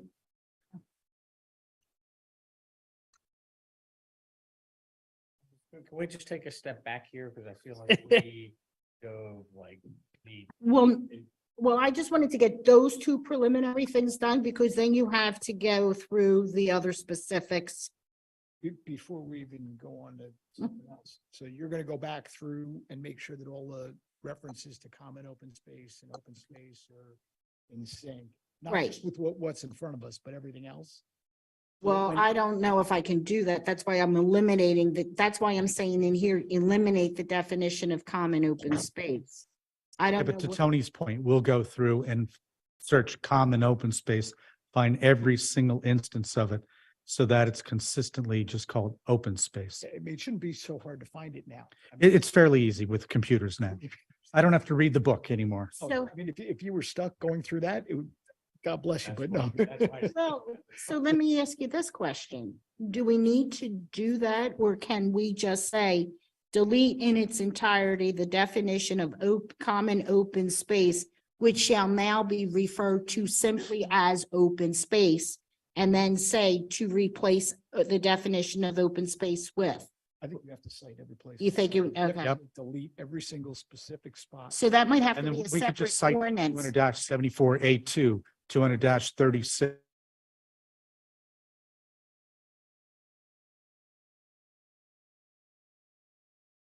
Why not do it as part of this? We should just do it all as part of this one. That way it's all one clean thing. Oh, my God. Oh, my God. Well, I think, except for the fact that I'm working up the wrong ordinance, I think we're all on. Mr. McBloom, you have a job. Find every place where it says common open space. Control F. What are you gonna do?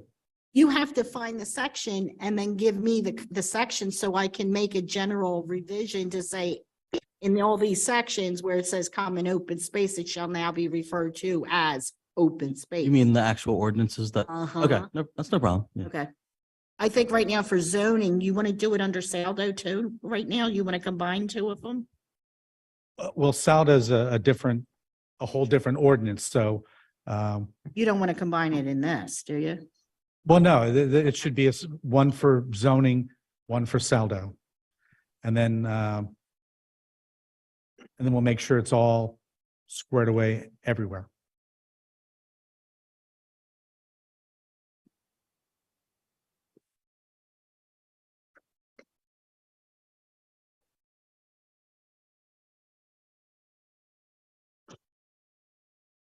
Okay. So I'm gonna open this up. I'm still like. Let me step back. What we're doing here is we have this like sort of red line draft version of the ordinance.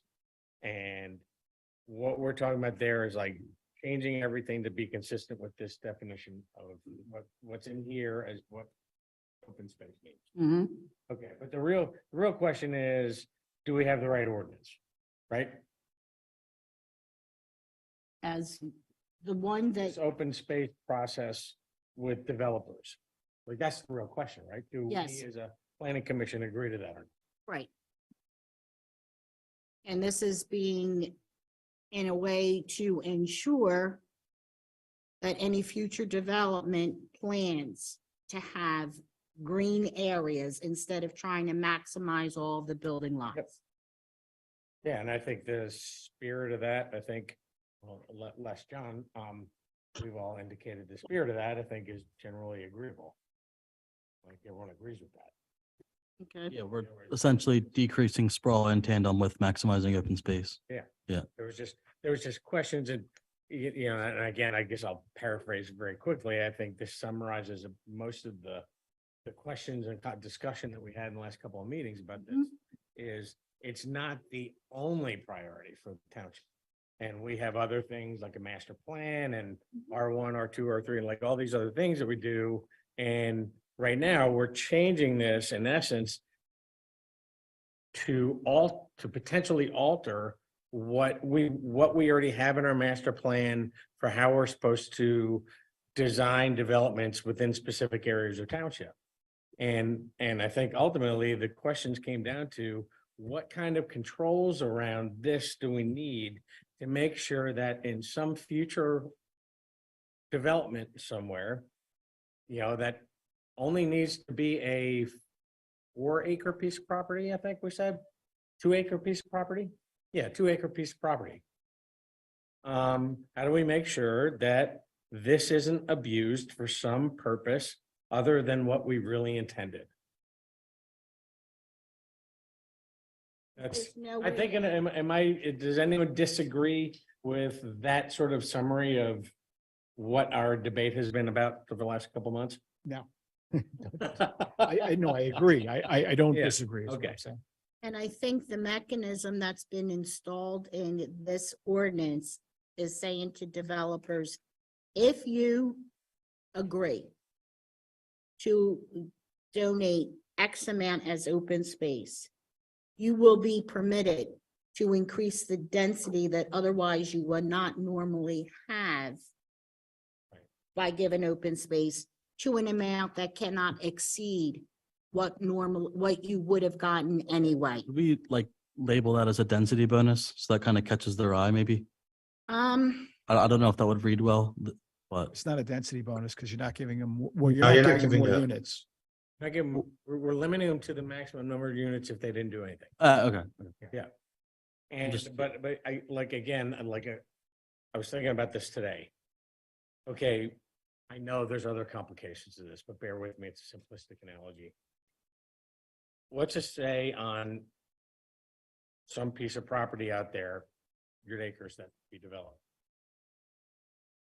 That somebody says, hey, I'll give you 80%. Theoretically. And I'll just build a 100-unit apartment building 10 stories tall. Only if it's permitted. Apartment buildings are not permitted. Yeah, They have to be single family and they have to be a minimum of 16,000 square feet. So that's. So that just, it doesn't work. Jim, please don't take me so literally on that. I took the extreme example that I know does not exist, can't exist. But there are neighborhoods around here. I mean, you look at the types of neighborhoods that are, say, and I'm not saying there's anything wrong with these neighborhoods. They're very nice neighborhoods, but like what we did in the Matrix development.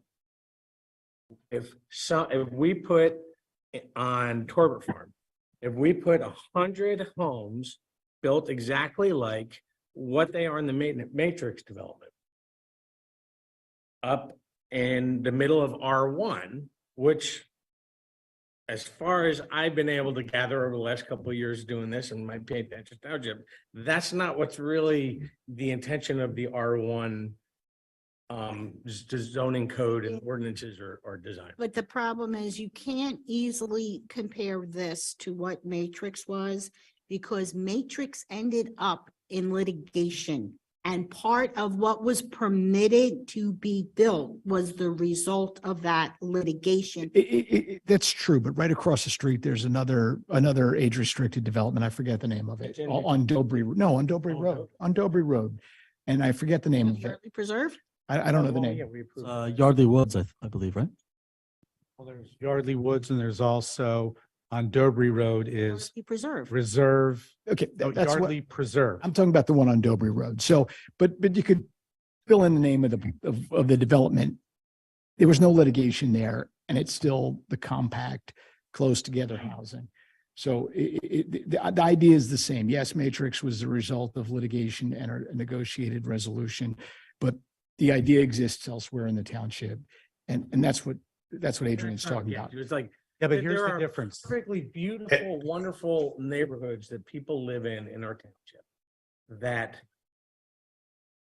are designed, they're designed to be dense, they're designed to be close living, if they're retirement communities, maybe they have less yards because people don't want to take care of yards, but people, when we designed R1, it is pretty clear to me as a layman, that was designed to be a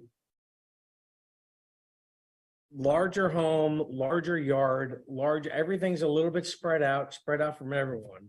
And all I'm looking at is there was a purpose to that. When we paid people to put that together, put those ordinances together, there was a purpose to that.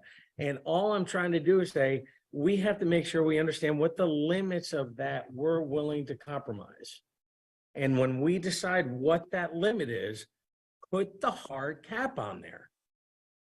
Well, I don't think I can approve this. I don't think I can vote yes for this if there's not a high level cap on that. Well, here's the difference, Adrian. Matrix has lots that are 2,000 square feet and 6,000 square feet. Yeah.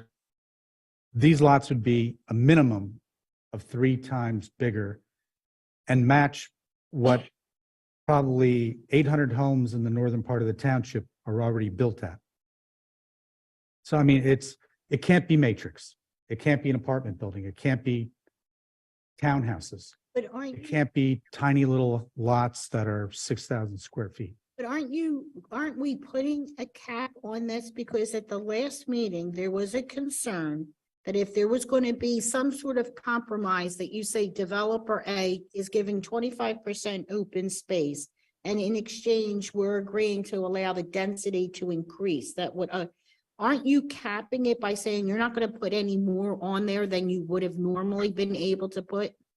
Correct. Yeah, but Correct. Overall, and just because I thought I was clearer last month. All we're saying here is, and it's written out clearly in the tables, which are in a separate document from the document for this week. Yeah. I got it. So what we're saying is, for example, in R2, you used to be able to build on a 0.6 acre lot.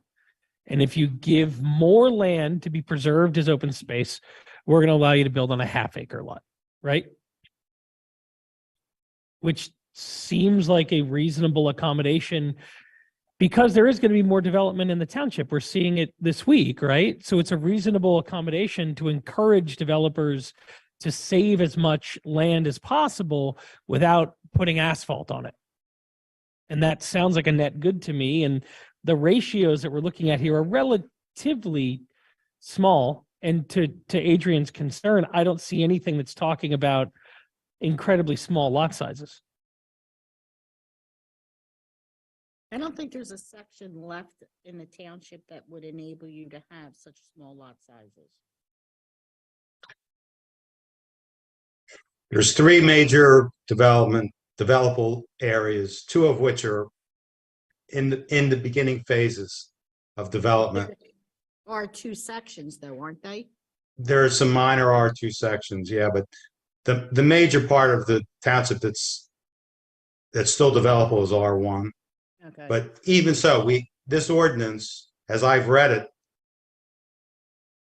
gives to me, hard limits to how small a lot can be in R1, R2, R3 and more. I don't think it matters. But in R1 and R2 developments, I see that hard limit.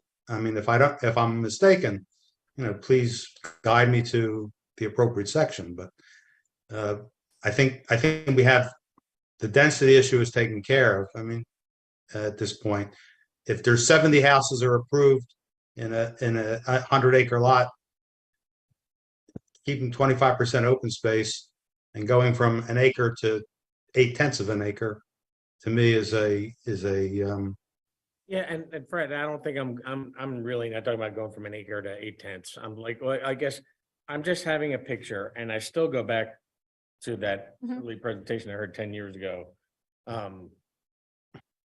You have you have a pretty square piece of property right now that somebody's gonna be presented, someone just turned in preliminary plans, all that. And I'm trying to picture now, like right now, their proposals is very kind of, look to me like very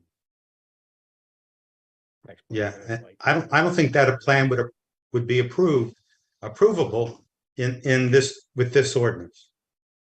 It would have to be completely Well, redesigned. they're not required to do this, are they? They may be, because we advertised the ordinance, and we've already gotten a preliminary decision from our solicitor that because we advertised this in the beginning, that going forward, any proposed development should adhere to this ordinance. That's a new understanding.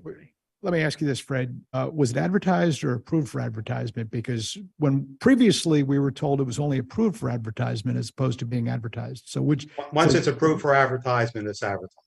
It goes to the process of being advertised. So it should have been advertised months ago. Because the first time that this came before us, we again raised the issue of advertising an ordinance and then coming to us and asking first for our opinion. And again said, why are you doing this again? And we were told, don't worry about it. We only voted to approve it for advertising, but didn't actually advertise it. So we've been talking about an ordinance now at probably 4 or 5 meetings or close to it, that it's already been advertised is what you're saying. We advertised for the purpose of notifying developers that if they're going to plan something, they need to adhere to what we proposed. Okay, Now, I if it wish doesn't you go had told us through- that I wish you had told us that when we first started talking about this. Well, I I'm not wasn't, sure if unfortunately, that's I accurate. wasn't We'll have to your, check I on wasn't your liaison last year, so I can't speak to what happened last year. I But don't what I think can it tell was you is that this advertised. ordinance has been advertised. It'll have to be re-advertised because we're making major changes. But, Okay, so you let's know, stop. Fred, stop for a second. One, Mhm. I don't think the ordinance was actually advertised. It was approved to be advertised, which triggered it going to okay, the then I'm planning mistaken. commission. Excuse me. And the second thing is our preliminary legal opinion about the pending ordinance doctrine has now been changed in that there was a decision rendered by the Commonwealth Court in November of 2022 that we were waiting to see if it was going up to appeal for the Supreme Court. And so far, nothing has changed So on we're- the appeal. But this Commonwealth Court decision has clarified that the pending ordinance doctrine does not apply to subdivision or land development applications. When an application is submitted for subdivision or land development, whatever ordinances are on the books at the time of the application being submitted is what governs. Nothing that's being considered in the future. So this is not going to be a mandatory requirement for any application that may come in while while the township is still working this out and before adoption. Well, that's, okay, so I misunderstood then what happened last year. Well, yeah, but I'm just saying and our preliminary assessment was a pending ordinance doctrine, but the Commonwealth Court has now changed that. Okay, so we have to deal with that law then. And, you know, it's either way, you know, whatever we agree to, or this, you know, whatever the commission agrees to, or tonight, will be dealt with at the next Board of Supervisors meeting, because it will be on the agenda to be advertised one way or another.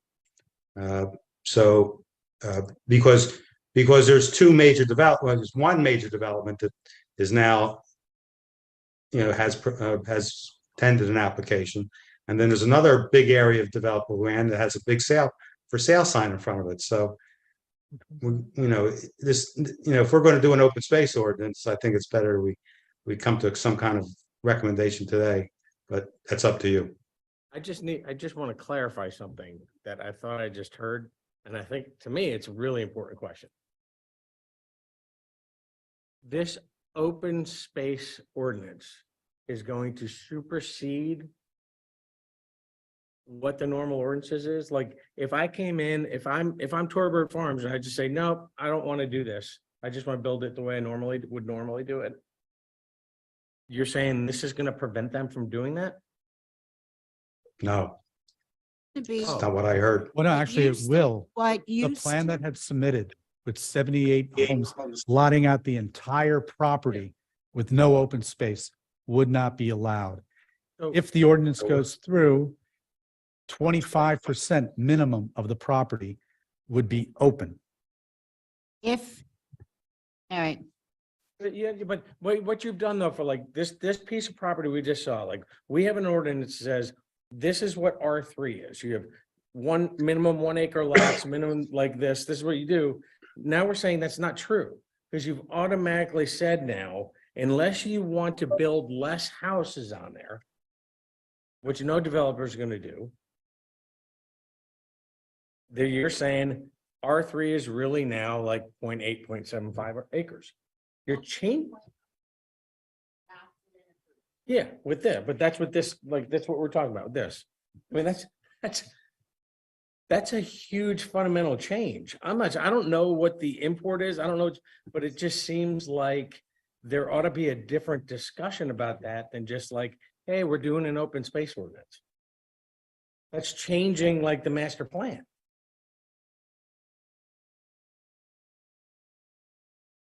Am I the only one who sees it that way? No, I mean. Well, it doesn't really change the master plan. Actually, it I mean, in my opinion, but my opinion doesn't matter. I'm only the liaison. The intent of the master plan is to preserve the character of the township as it is. So we all want open space. Yeah. This is a way of addressing it without major expense to the township. It is a way of addressing it. It is, the ordinance as is would probably be inconsistent with certain aspects of the master plan, and it would be consistent with other aspects of the master plan. But it's a change to the master plan. There's no mistake about it. One of the concerns that I have about this and the preservation of open space, there's several concerns, but open space for the benefit of the residents who buy into a community, is that really benefiting the rest of the town sufficient to justify doing this? I'm not sure that it does. If the open space is, preserved land, it's not sort of recreational space, if it's resource protected land, then I think it does benefit the community. When we were here last, Barbara, you were going to check out if I had mentioned the possibility, what happens if of the 25%, say more than half of that space is resource protected land? Could we throw a fence up around it? Require the developer to do that? Jim, you talked about the expense associated with that had been looked at years ago in the context of other ordinances. And it's a real expense, and the maintenance for it would be as well. Barbara, I don't know if you looked at that at all. I wasn't able to find anything that would say yay or nay. It's not like there's. Okay, all right, no, but you didn't find any authority one way or the other that said you could or couldn't do it. I've said this at every meeting we've had, every single time that there's resource protected land in this town, and I know the town's doing a better job with enforcement, and the town has told us different things it's doing, looking at aerial photos and sending people out when things are brought to the town's attention. But the truth of the matter is, resource protected land often becomes extensions of people's backyards. It's been that way forever in Lower Makefield. It continues to be that way. The town may be doing a better job, but are we really resource protect? If we're going to resource protect 25% of a property, and it's for the benefit of the community, it's got to really be for the benefit of the community, just not additions to people's backyards who buy into the development. And maybe that is a fence. Maybe that's some other kind of demarcation, but I really think we need to look at it. If a certain percentage, a significant percentage of the 25% of the land is resource protected. And well, I want to clarify something. First of all, Tony, you're absolutely right. We shouldn't be allowing encroachment into township open space. That's definitely, and that's an enforcement issue. It's not, I don't think it's an ordinance issue. Like, may be addressed in an ordinance, but that's in my opinion an enforcement issue. Secondly, this open space is not necessarily, is not resource protected. This ordinance has been rewritten so that it's the amount of developable land. 25% of the developable land would be made open space, and the density would be the same, just smaller lots. So it should be clear that the resource protected property should not be in the calculation for density. I thought that we were told that it was. No, it should be changed in the red line and the final draft. I had a meeting with the township manager and with Mr. Majewski on this, and that should have been changed. As I've stated before, if you have 50% of the property in resource protected land, you can't ask for them to give 25% above that, because you're in essence just taking their land without compensation. And there's no density that could compensate for that unless you went ahead and put in townhouses and lots such as the matrix size. It can't be done. But you can, if I remember correctly, if you go with the 15,000 square foot or 20,000 square foot minimum, then that's the amount of open space you can get between the resource protected and the developable land. So overall, you're not hurting anybody, and I thought that was supposed to be taken care of. But I could be mistaken It just again. doesn't work. So look, Barbara, we need legal direction here. Does it fly? Yeah, Barbara, what do you think? Well, I'm like now totally confused because the definition, as I read it, says open space does not include resource protected land. Is that accurate as I'm reading it? That's what I thought. But if I read it, it says an area of land or of water or a combination within a development designed and intended for the use or enjoyment of residents, not including streets, parking areas, areas set aside for facilities such as detention and retention basins, or resource protected land.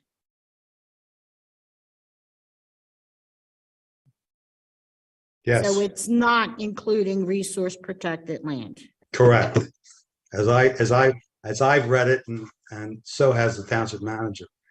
So yes, there is a good possibility that somebody may make a claim against the township for a de facto taking of land if they're owning a lot that has a lot of natural resource protected land and they're still being obligated to put up 25% for resource protected for open space.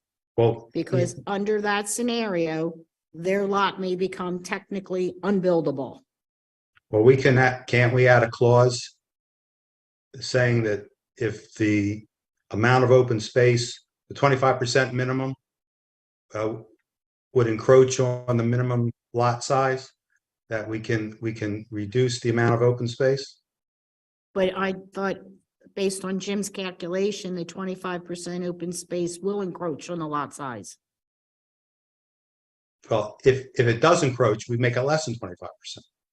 There must be some compromise to keep a minimum lot size that works with R1, like in Yardley Hunt or in the some of the northern township developments, and still get a decent amount of open space.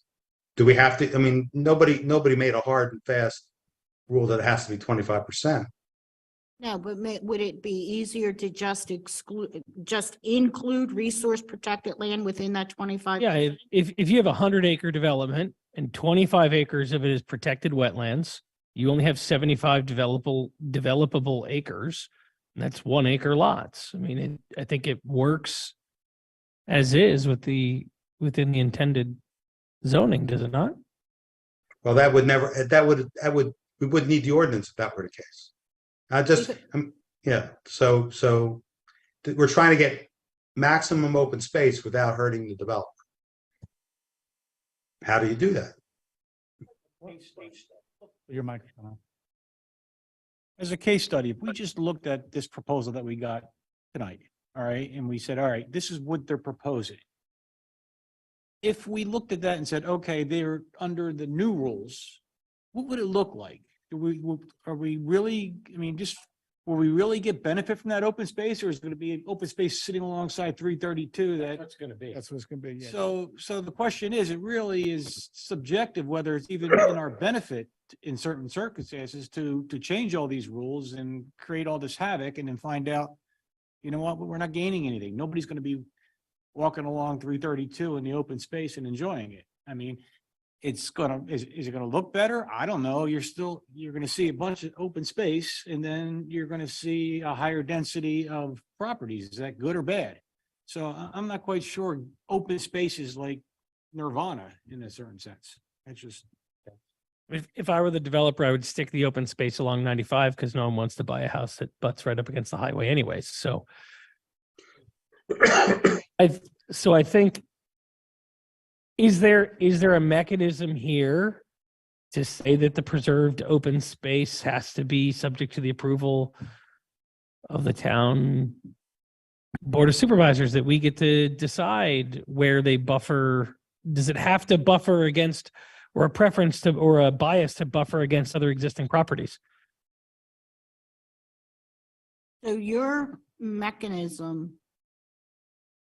would take it out of the realm of the zoning ordinance and create something under saldo, because the Board of Supervisors has the final say on subdivision and land development applications. I mean, I think from a general sense, if we want to preserve more land, I think it's safe to say that we have a preference of where that land gets preserved, right? And it may be sensible to bias that towards buffering neighboring properties instead of sticking a patch of trees off on one side of the property to be developed. I'm not sure that gives overall benefit to the community. And that's what I think this is all about. I mean, if we're going to sit there and just say, all right, there's going to be open space here so that this person who's used to having the woods here doesn't have to change, it doesn't do anything for the community. Nobody's going back there. Nobody's going to see it. It's just going to benefit the next door neighbor. But I think the concept was not just benefiting people who have access to that open space, but benefiting the township in the preservation of the characteristic of the township as it was before every farmland became developed into, residential. Exactly. housing. I think that was, it was to. But we do have hard space requirements for each lot, or how much, what's the word, that you can't, Buildable. yeah, you can't, and my point is, what's it gonna look like? If you got, like I said, once again, you got a bunch of open space and then you're looking in the middle, see a bunch of density, is that giving us anything? Are we, does it look better, or does it even maybe look worse? I have to defer to the people that. Yeah, I don't know. Yeah. Well, I mean, and you got to beg me, I beg your forgiveness for being verbose since I'm late, but I'm also the author of this ordinance. If you look at other townships with cluster developments, and Northampton and Newtown are the two that come to my mind right away, is that R1 zoning, they have lots that are as little as basically 20,000 acre lots instead of 40,000, 42,000 acre lots. And what they have is the clusters of these basically half acre lots, and then enormous amounts of green space that come up to the road. They give the illusion of parkland or meadowland or woodland. And, it's a matter of opinion whether that's more aesthetic than cookie cutter houses every acre. And I don't want to be judgmental on what's more appropriate than another. What I'm looking for, or I'm trying to get, is that most of the people in our township, are tired of more houses. So what do we do to preserve as much land, as open land as possible, and still give the property owner, the developer, the ability to build on his land or her land. So, that's the objective. So how we get there, this is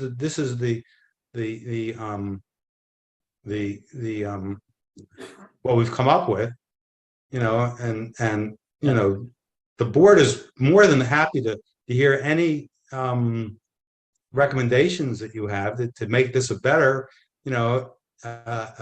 ordinance, or if you feel that it's not necessary, that's fine too. But what the members of all, the residents of Lower Makefield Township have made it very clear to us that further development in the township is not the way to go.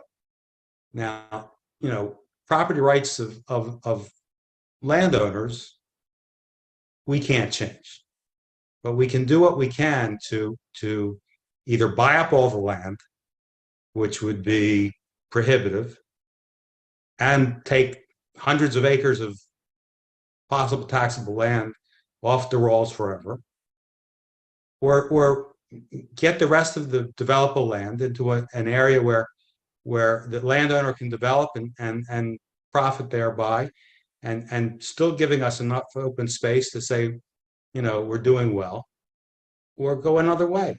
This is what the planning commission has to determine, or to recommend to the board of supervisors. So in response to what Fred just said, Newtown Township has a cluster development overlay district that is applicable to R1, R1A, R2, and R3 zoning districts regarding a gross tract area of at least 25 acres that permits a cluster development community as a conditional use. So conditional use falls under zoning, but it doesn't go to the zoning hearing board to hear it. It goes to the board of supervisors. Northampton Township has a similar thing, but it's not an overlay district. They call it a cluster designed subdivision. And that is also a conditional use, which means it falls under zoning regulations, but it goes to the board of supervisors to hear it. Both of those ordinances are dealing with specific cluster designs. When we first started out doing this as a cluster design, I was told that the township's zoning ordinance already provides a requirement for maintenance of open space.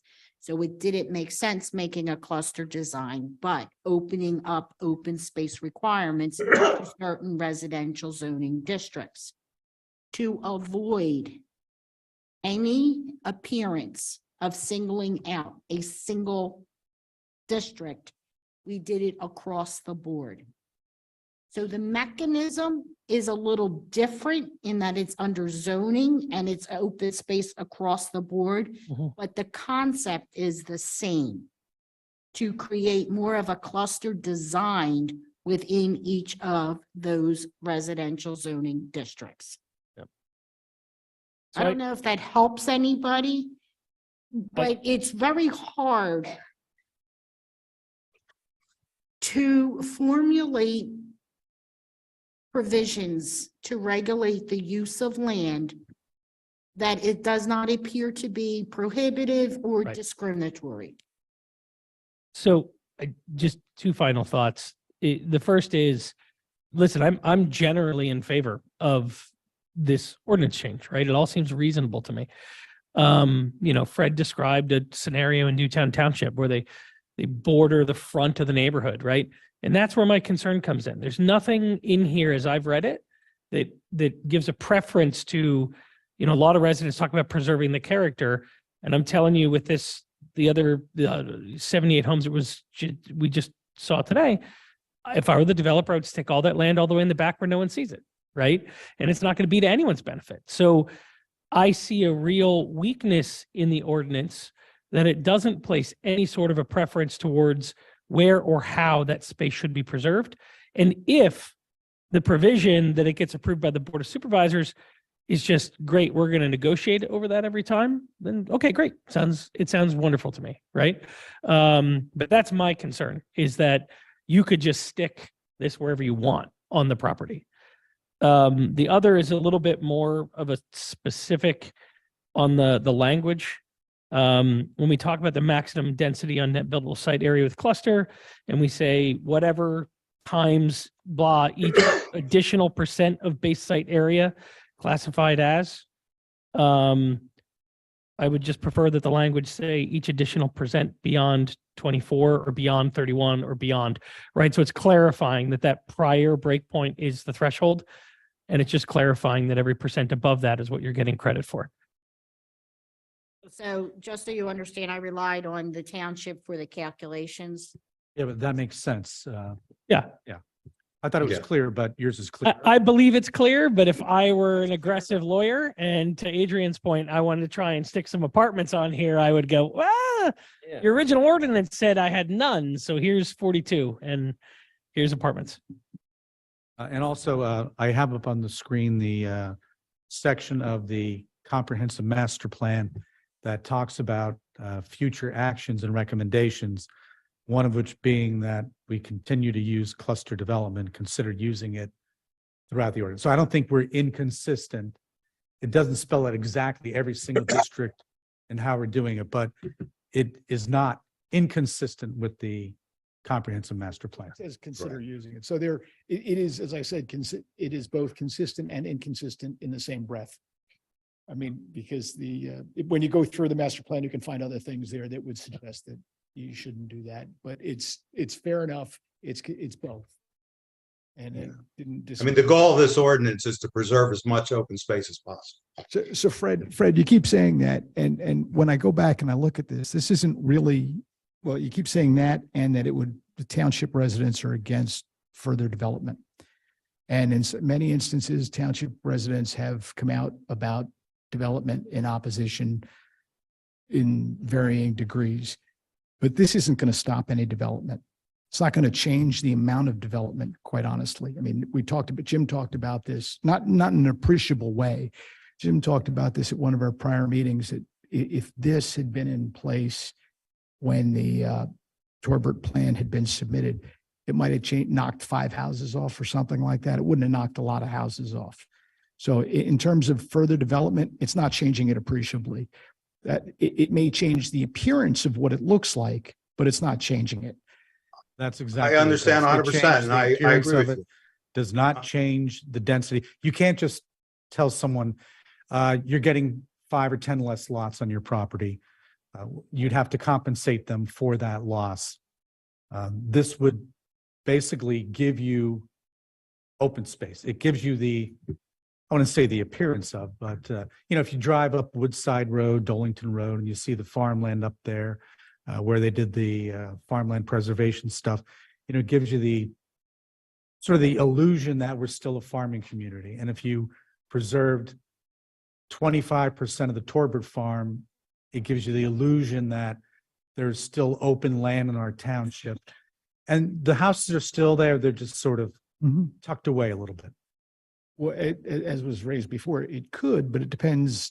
It requires the ordinance to have some teeth into it, so that open space, maybe it's the front of the development, not at the back up along 95 or something. Looking at the ordinances right now for Northampton and I don't see anything in there saying where the open space has to be.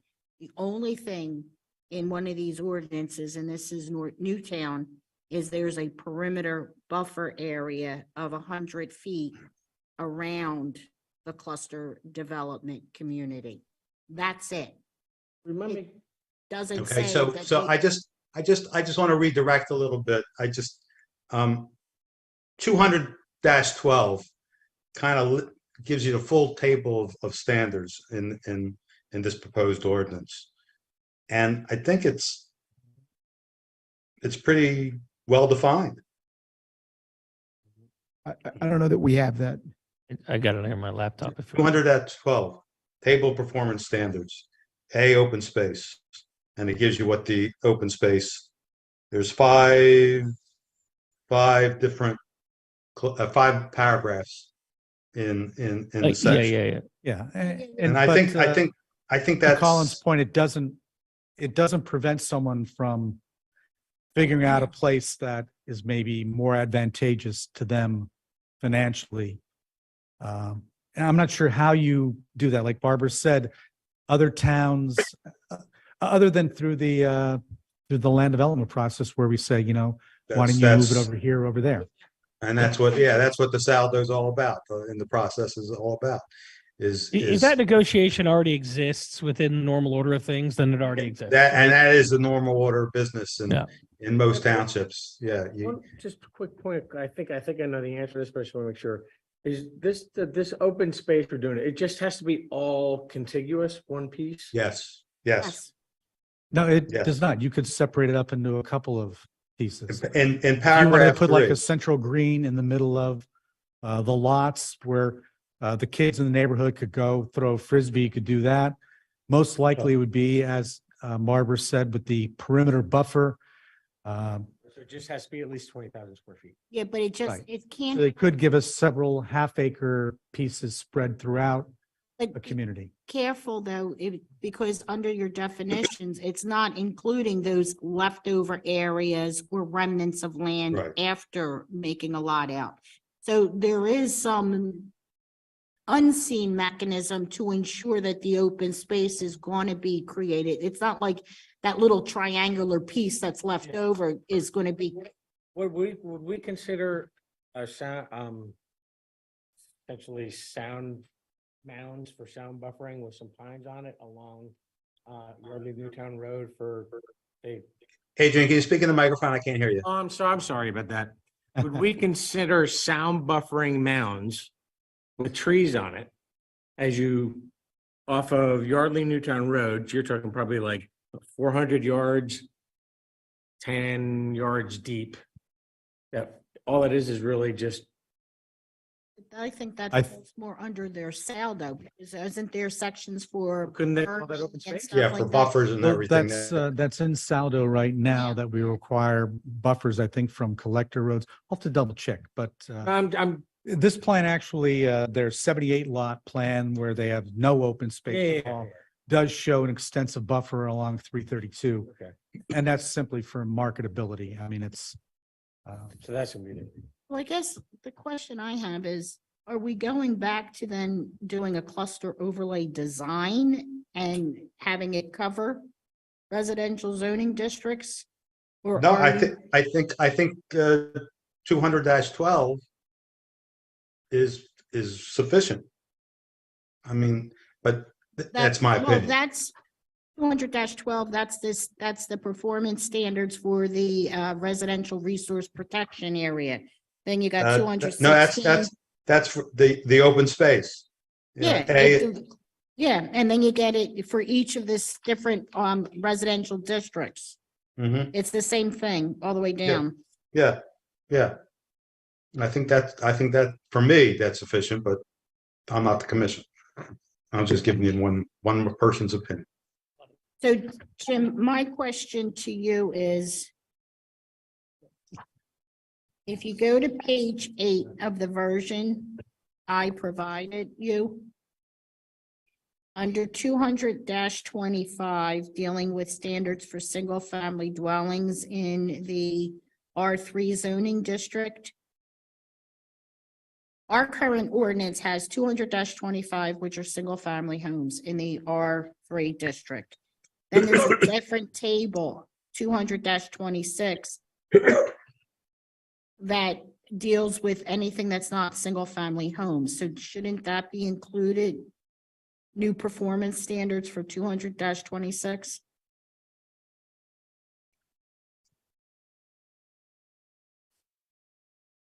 There were 3 areas that I had questions about. There was 200-26. Under 200-29, you didn't have any standards for detached dwellings. And then 200-34 didn't have any table of performance standards for single family, two family and multifamily dwellings. So what I did is I took this ordinance and I just went through each section of the existing zoning ordinance to see if we clarified the table of performance standards for each and every section. Well, 200-26 deals with the attached and townhouses, and they require 40% open space in those areas. So we don't need to cluster. They're already required to be clustered. That's why those sections are not altered at all. That's. And to go back to the other question about, I forget who asked it about buffering, like along the road, that was Adrian. We do require a type 2 buffer for a reverse frontage buffer. So if you have lots backing up to a major road, you're required to do the extensive buffering with berms, sort of like you see along Edgewood Road, some of those houses that butt up to there. So that would be part of their thing, because that's not part of their open space. That would be part of They their- already have to take that land out and. That already has to be dealt with as part of subdivision and land development. Okay, got it. Is it worth stating that here in the open space definition, or no, it's completely redundant? About the standards for the buffer. The land set aside by saldo requirements? You know what? I'll go back and take a look at that. And plus a few of the other things we had talked about to try to clean up the cleanup one more time. Okay. And then come back next meeting. How does that sound? I think that the one thing that we really need to get a firm opinion on is, does the 25% include resource protected land, or is it in addition to resource protected land? And we need to have a definitive answer on that, because we keep going back and forth every meeting about whether it can or can't. Well, what is it that you are recommending? If it's not legal, it shouldn't be in there. If it's not going to be held enforceable by a court, why are we putting it in there? So you need to give a legal opinion to the town as to, I would think the town would want a legal opinion as to whether or not it would be enforceable. Yeah, it is So- not currently in this draft of the ordinance. Let's not- Jim? It is. That resource protected land is not included in open space, is in the current draft. Well, I think that's just the punctuation of the comma. That's not what it means. Which we have to go back and just revise. that. So, So we so, are including resource protected lands, is what you're saying, Jim, as part of open space. Yes. That's not what Fred thinks. And I don't mean to speak for you, Fred, but you've said a different point of view. no, exactly. And what I'm trying to just wrap around so we can move forward is that, I mean, it's whatever's enforceable works for me. So, I mean, you know, I don't want to end up with legal battles either. So if we can, if the commission can recommend going forward with this with whatever definition we get as an opinion, if you understand what I'm trying to say, is that acceptable? So off the cuff, I doubt if I'm going to find any authority that has a definitive answer. But I will tell you that if it appears that there's a de facto taking of land without just compensation, it's not going to be enforceable. So if it appears that you're taking more land than what would otherwise be considered reasonable, it won't be enforceable. So if you have a lot that has 25% of resource protected lands under the ordinance and are demanding another 25% as being open space, I can say with sufficient certainty that that's not going to be enforceable. So Barbara, I mean, I'm forgive me for being ignorant, but so you have 100-acre parcel, Right. of which 25 acres are protected woodlands, wetlands, etc., leaving 75 acres of developable land. Yep. Correct? Yes. With streets and buffers, you can build 60 homes, just for argument's sake. Okay? Mm-hmm. This ordinance says we need 25% open space. Yep. Excluding all that land. So you're So now- saying you need 25% of the 75 remaining acres as open space? Correct. Mm-hmm. You still put 60 homes on, but instead of 42,000 square feet lots, they're now 27,000 square foot lots. Where do you take anything from the developer? Because you are not considering the dimensional standards that would otherwise be required for building that. So you may be increasing your impervious surface. You may not be maintaining all the dimensional standards that otherwise apply. And if I owned a 100-acre piece of land that had 25 acres of wetland on it, and another guy owned 100 acres of land that didn't, and he got to develop all of that, I would absolutely sue the township. Mhm. It would be Well, I'm- 100% worth yeah, my no, while I to get call for equal that. treatment. But Yeah. if both property owner A and property owner B could build the same amount of homes, But you're talking about the same amount of homes, not taking into consideration the size of the individual lots. Because those individual lot sizes have an impact on the financial aspect of what a developer can buy. So if I have 16 homes on 75 acres versus 16 homes on 100 acres, the 100-acre homes have more land available to them. Therefore, I can charge a higher amount of money for somebody to buy them. but I've been told that real estate values in a cluster development are no different than, or maybe more than a traditional R1 development. I don't know. So if, I'm if, just saying off the cuff, and I don't think I'm gonna find no, a case I that's get a- you, I get you, and I'm sorry to the commission because we've been discussing this for a long time now.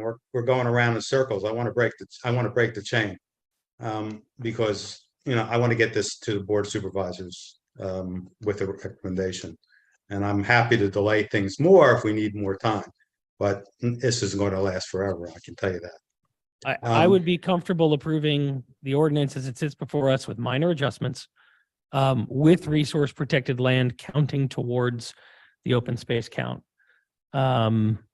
That's at least my position on the document that I'm seeing today.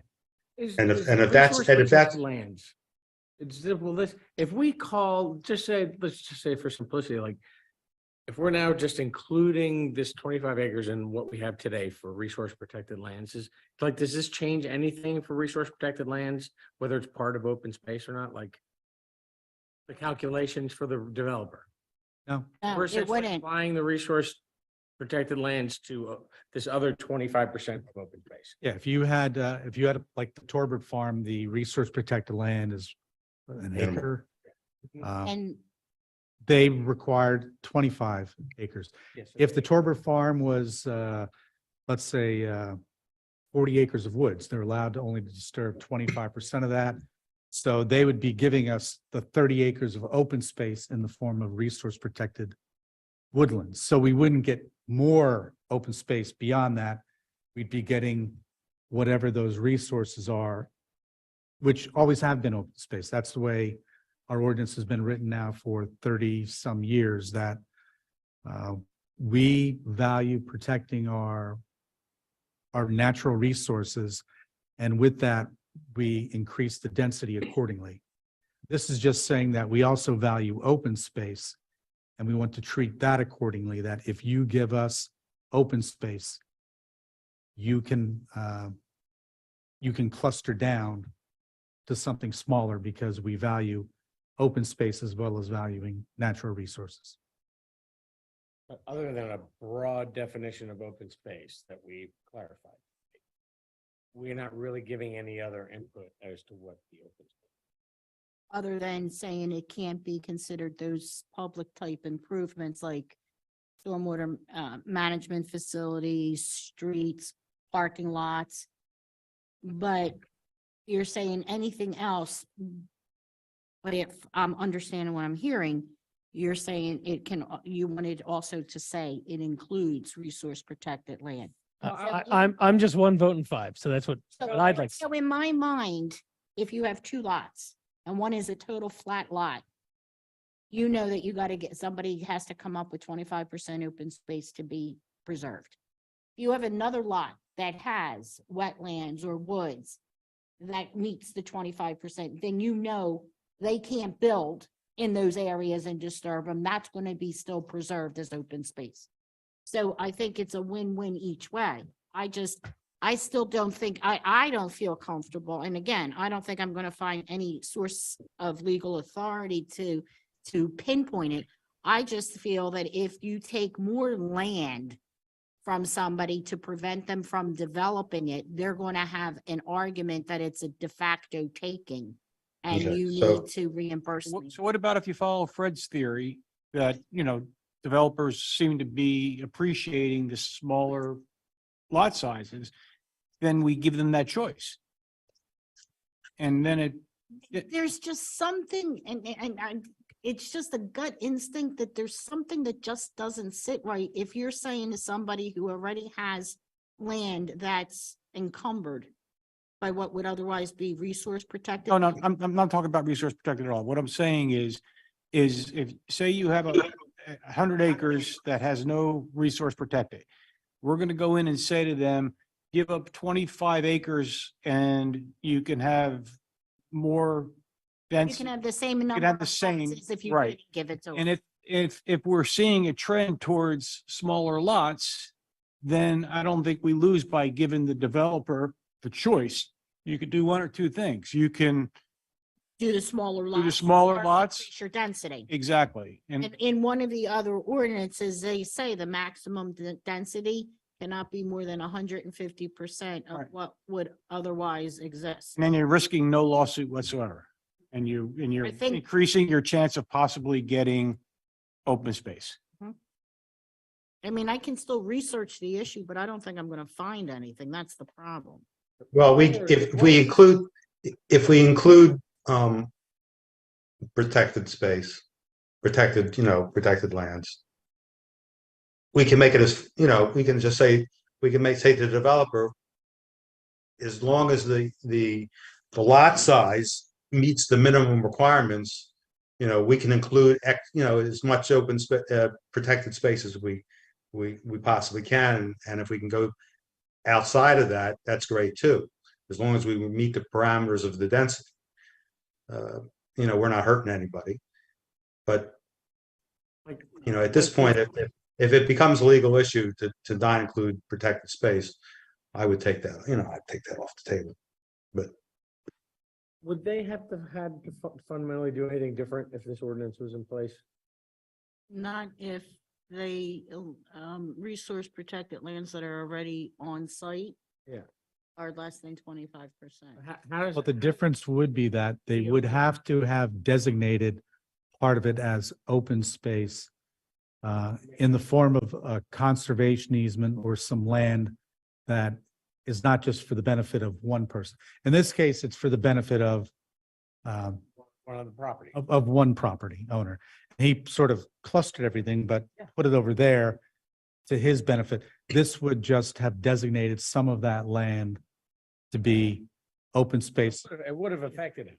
Yes. Yeah, Yet you have this ownership provision that also says cannot be developed, built, or used except as consistent with the recorded plans. I'm just asking the question for him because after these last couple big lots are built, it's going to be people wanting to subdivide, move things around, do those little developments that we go through. And this is going to apply to anything that's 2 acres. And so like you got a guy here, like, is he gonna, like, if he just built 4 houses, you might have someone that's only building 2 houses. To create this open space, is he gonna have to create a a neighborhood association for the two houses to maintain the open space, or can he just keep it himself and just say, have you thought about that? He can. I have thought about that. My original recommendation was to make a much larger lot size. Or he can create a conservation easement on it that maintains it as open space. I mean, you know, Jim, just to follow up on your comment, I'm not sure that I understood. So you're saying that to make a larger lot size? So essentially in this case, make Jerry's lot, part of that is the open space.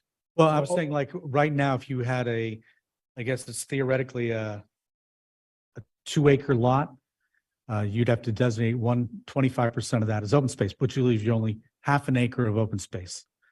My recommendation initially was not to make it 2 acres, but to make it something larger, like 4 acres as the minimum, to say a 1 acre minimum open space, because 1 acre kind of is a little more substantial. Half an acre might make sense in cases, but it's just difficult to enforce for the reasons you had outlined. Thanks for that clarification. I wasn't following what you had said before. Yeah, I was got left. And Adrian, thank you. I was going to ask about redevelopment. So But how do, but it's, we see more of those than anything else. How is this going to work for those people? so let's say, because it falls under zoning. And somebody comes in and they're gonna take lots and they're gonna create 2 acres, 2 lots. And because of the buildable area, they can't meet the requirements of the open space. As it falls under the zoning ordinance, they would make an application to the zoning hearing board to get a variance. Not any different than a developer would make an application to the Board of Supervisors for a waiver. All right, but if somebody has a flat 2-acre piece of property, they just want to subdivide into 2 things. How do they handle that half acre? They can do a quarter. But is it their property, or is it, do they have to create a separate entity that owns it? No, it can be owned by an individual Okay. property owner. It With- doesn't have to be. with a conservation easement on it. So the owner has to agree never to touch it Mhm. or mess with it in any way. They can't, take a shrub down and put a garden there. They're in violation of the covenant. So then that brings me to the next question. Maybe we need to revise section 200-74 that says open lands not may be owned, but shall be owned and or maintained by one of the following entities. And put in there the township, a property owners association, or individuals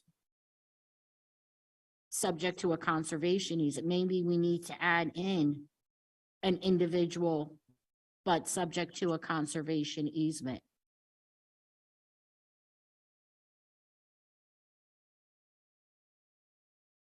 So if you buy up 4 acres, you can't stick an acre in the middle of just some muddy forest that you give to the township as a gift, right? Somebody has to be, unless we want that muddy forest. Yes.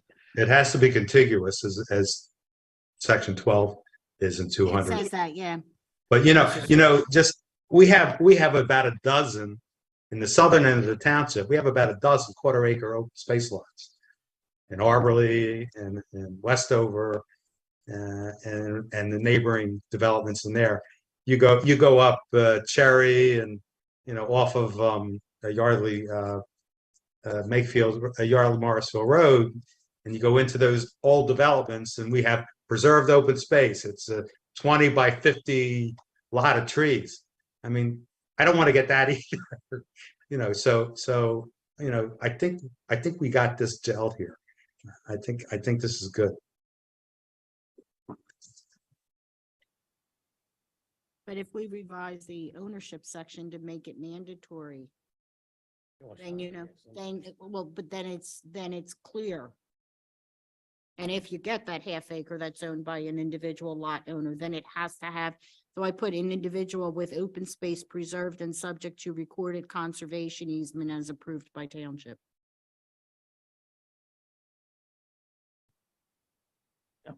What say you guys? Tony, Adrian? I have one more thing. Go ahead. That definition you sent in an email.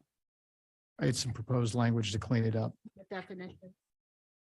Maybe it was in Jim's email.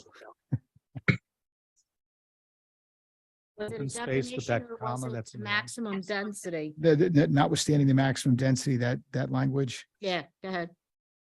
delete everything up to the maximum density. Start with the maximum number of dwelling units permitted on a particular tract shall not exceed, and then take out in no circumstances be greater than. So it's basically saying the maximum number of dwelling units permitted on a particular tract shall not exceed the number of dwelling units that could be constructed. Just trying to make it simple. Straightforward. Yeah, I like that, taking away the extra clause that. Yep. Yeah, So not I- it made sense listen, where I got it from, but. I it makes I sense deal with without it here. ordinances and statutes all the time, and I'm looking at this stuff thinking, you got to make it straightforward and direct.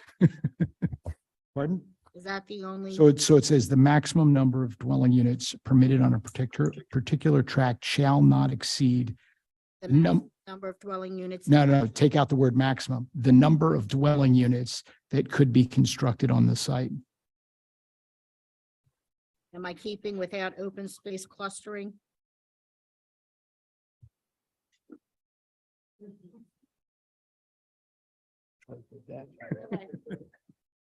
I mean, I added in a standard subdivision plan because when he was saying a plan. Yeah, I shall believe, be- I I did that in. figured, use the language, yep, Yep. okay. I had one other thing. Mhm. to Bring up that we didn't really discuss too much tonight, but it had come up. And the more I was thinking about it over the last couple of weeks. And I mean, I get that, requiring fencing or whatever would be kind of not really workable, but, can there be some language in there that says the open space needs to be clearly delineated? And not encroach upon, because honestly, the more I was having this conversation about the small lots, you're gonna have a harder time with that. Yeah, we actually have that language and I'll read it to you. And then it'll be clear. It'll be clear that we may want to revise it is what it'll be clear on. Because I understood what Tony was saying. And I remember when we did this, we went round and round and round on this. And the same way, well, a fence would be great. Well, maybe a fence wouldn't. And kept changing it. And let me see. Where is that? Open space standards.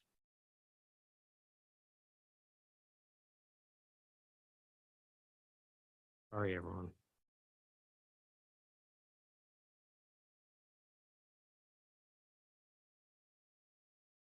Okay. The applicant shall provide a method of physically delineating private lots from open space. Suddenly I can't read this. Yeah, and I think Tony had mentioned in an earlier meeting that he wasn't comfortable with it just being shrubbery or trees, because those are now my shrubs that I can, yeah. And we could add in fencing, and then that way, it's another alternative. It could be fencing with some shrubs, with some more fencing, sort of like it's whatever is most suitable for the exact situation. But it's just, I mean, the more I think about it, I think it's gonna have to be clear. I mean, honestly, I could see in this development, I'm not trying to project anything, and they're just an easy example. But you could design this thing and just put all the open space behind the lots, so they're selling and only having to develop 3rd-acre lots, but it looks like they're 3-acre, or it looks like they're 2-acre lots. So is that, I guess that would be under the table of performance standards for each section. We have to add that provision. Well, no, I think we need to do also a complementary saldo amendment, just to add in, if we're going to put in fences. To address Adrian's concern, do we need to add like a new number 6 that's saying all open space shall be clearly designated?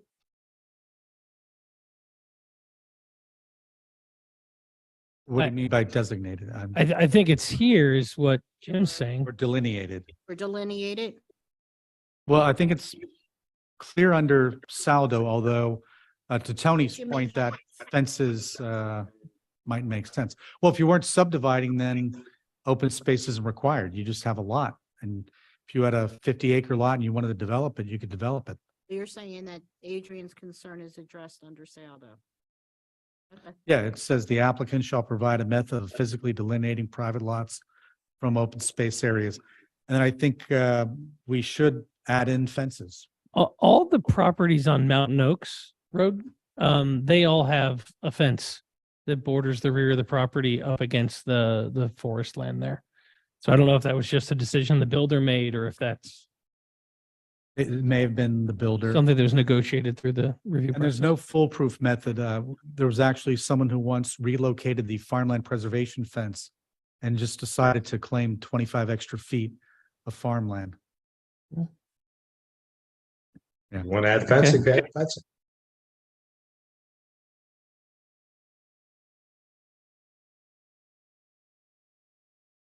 Oh. I don't, does anyone have any other questions? TJ, have we heard anything from you? We haven't heard anything from you yet. Yeah, just one more quick question. Yeah. What is the smallest lot size that would be affected by this open space requirement? A 2-acre lot that was subdivided into 2. Okay, so if I had a 2-acre lot and this goes into effect, I basically have to give up 25% of that. Correct. And I think when you look at that and you look at setbacks and everything like that, I think you may be open to potential litigation because, you know, hey, look, I Wait a minute, can't. wait, hold on, guys. I'm reading 20-12 and this, according to this, in the open space, number 2, no area designated as open space shall be smaller than 20,000 square feet. So in other words, you have to have at least a half acre of open space. Right. So if you had 2 acres, 1/4 of 2 acres is about half an acre. Half an acre. So you'd have remaining out of that 2 acres, you gave up half an acre, you'd have an acre and a half left. So you'd have two 3/4 acre acre lots. So the next question is then how do you determine the impervious on the remaining, is the impervious on the remaining 75% or 0.75 of an acre?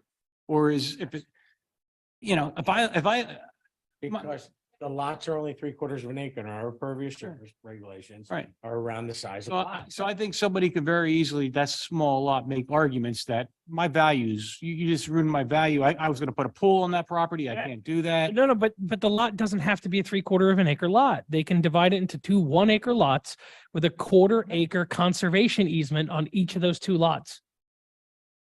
You have, But you're still down to 75.75. yeah, but if it's on your lot, it still counts towards your impervious surface calculations. We just said. If it was if it was a conservation easement, that's different. You own the underlying land. Right. Okay, so But you- someone else has a restriction on it. So that would work in that case. Yeah, yeah. So you have a full acre, you own the acre, it's your acre. You Okay. just can't develop a 1/4 of it. That's fine. If it's included in the impervious, I think it's less of an issue. Yeah. Like when people come in front of the zoning hearing board and say, I want a variance to permit me to build up to this point, even though it says I need to have 100 feet buffer. If the zoning hearing board's inclined to grant that, I'm usually there as a participant on behalf of the township and get them to agree to do a declaration of restrictions that says the remaining buffer area shall forever remain open and nothing else can ever be built on it, which then gets recorded and preserves that. So you have mechanisms that you can work around. This is just setting out the general framework for it. Yeah, it can, a conservation easement can impact your ability to sell the land. Can take a little bit longer to sell a property with a conservation easement, but it's still your acre. Part of it is when you, I understand what you were saying about the issue of swimming pools and stuff like that. The law says a reasonable use of the property. Doesn't necessarily mean you're entitled to every accessory structure there is in the world for a reasonable use of your property. So there are ways of doing it.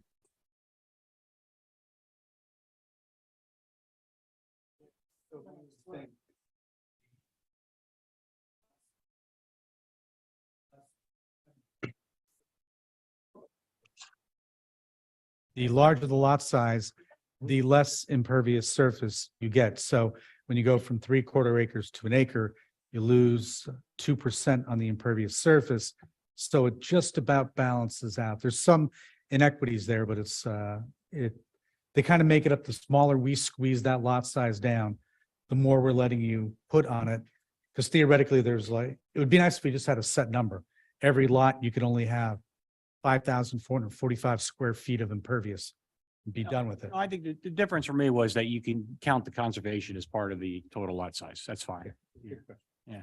All right, so to wrap up, what my understanding is, I'm cleaning up some of the definition of open space and the definition of the maximum number of dwelling units. I'm going to add the additional column in the tables that Jim provided as to what would be what would normally be the maximum number of units as you put on that other version. I'm going to work with Dan, and we're going to include in here reference to any section that says common open space to have it changed to refer to just open space. And then we're going to make a reference to section 200-74 regarding ownership with the changes we discussed about open lands, and it shall be owned and maintained. And if it's an individual owner, they have to have, it's subject to some sort of like conservation easement or other recordable instrument, so it remains open space. Was there anything else? And it's including the resource protected land. And That was part of changing the definition. but- and the clarification on the percentage above the prior bracket. I'm sorry, did I miss that when my brain was elsewhere? So on the tables. Yeah, I'm going to include that additional section. Great, perfect. Yeah. Yep, love it. I'm just trying to, So when I have to break this down, when I get my friends will invariably, and people around town will invariably ask me about this, especially with this being public now. This essentially says, we're gonna try and require at least 25% of development to be open space. And that's gonna allow them to put denser housing in there to compensate them for that. We're not gonna we're going to allow them to. allow them to build the same number of houses. And when they ask me how small can those lots get, I'm essentially, in layman's terms, it's about 1/3 of an acre is the smallest it can get. For the development, you mean? Did I read your thing right? 15,000 square feet. Third of an acre. 0.37 acres. Yeah. Okay. 0.33 was my round, Jim. Was there anything else, gentlemen, that was to be added? Not to be added, but just to your point, the other explanation is it would be required that there be cluster housing or cluster development. Yes. It wouldn't be an option not to do cluster development. Right. And then Jim, you're going to look at saldo and we'll deal with the saldo conversion separately. Yeah, I'll put that up as another amendment. And maybe while we're at it, you know how we have the submission requirements that are way outdated. And I say we don't need 25 sets of plans. Maybe we'll just take care of that. Hopefully that's straightforward to everyone. All right, I gotta ask one more question. So why did we decide to take it as small as 2 acres? Why did we decide to take this ordinance down to 2-acre developments? Essentially, with the way, I'm backing into the math, we said it has to be at least essentially a half an acre lot. Which means by the math, Because I any think, development 2 acres or more is going to fall under this ordinance. And I'm just like, yeah, I guess this is more a question for Fred and the Board of Supervisors. Like, are you prepared to start telling everyone who wants to subdivide a piece of land that's 2 acres that they have to give up a quarter of it? Well, if that's how the ordinance ends up, I guess so. Okay. Well, but it actually means a lot of additional work for the zoning hearing board because all these people would have to go, all these property owners, which is largely what we're going to see is smaller pieces of property being redeveloped or split. We'll have to go to zoning hearing board. And that's pretty much what happens now, Tony. So I don't- Even on the small parcels, Yeah. they're going there now? Yeah, I mean, if you look at, say, Sutphen and Makefield Road, that went through a lot of, angst, for the staff and the developer, before it was approved by the board of supervisors. And, Okay. yeah, And so if you I'm have a not thought worried of it about the sh- small Should be a little lots. bit bigger. Yeah, That's certainly yeah. a, Yeah, I don't know what the right number is because I just like, I know the couple of times, I mean, we've seen several of these things that would have fallen under this. We saw one tonight that would have fallen under this. And you know, just like, I think some people might have been surprised by that. I think though that we heard from some township residents tonight, I think the residents would appreciate that this requirement's applying to smaller development efforts. And frankly, if we find that it's a problem and everyone's getting a variance and it's getting waived every single time, you can always increase the threshold, right? It's harder to ratchet it down after it's on the books because it seems punitive to people. Like I said, I was just asking the question, make sure everyone's thinking about this stuff.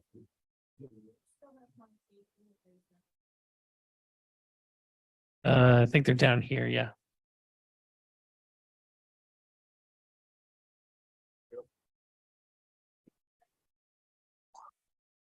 Yeah, is there any public comment on this? If there is, thanks for bearing with us. There is no public comment online. They said no. Okay.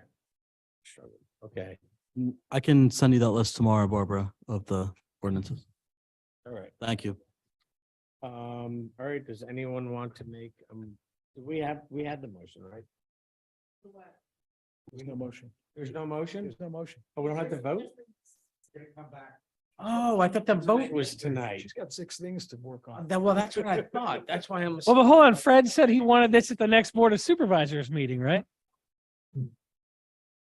This Well, is but gonna do we be- need to see the changes? 6 things, Yeah. yes. Okay. See it. All right. Yeah. That's what I thought. That's it. We got past for you. Yeah, okay. But you gave me the right answer. I just didn't know if that was the answer. So what I'm gonna do is I'm gonna do a cleaner version of what there's here. And those sections that I'm changing tonight, I'll put in red line version. And then I can circulate to everybody. I just need Jim or Dan, I just need Colin and John's email address. So I can circulate it. So you guys have a little more time to look over everything. And then decide if there's something else you want changed. I'll send it to you right now. And, you know, I know I've been a little bullheaded about this and this is a good discussion. This is a really good intent, in my opinion. It's a good intent. But it's also something that's walking a fine line that if you get it just an inch on the wrong side, there's a real potential to get something the township really wasn't anticipating. Yeah. Excellent So point. I'd rather the handful of us knock our heads against the wall a few times than have a whole township knock their head against the wall in a few years. and fortunately, we have done a number of cluster subdivisions in the township. So we kind of have some experience and it's just, All right. Thank you. I think we're done, right? A motion for adjournment. We have a motion to adjourn. So moved. All in favor? Thank you, everybody. Aye. We're adjourned. Good night.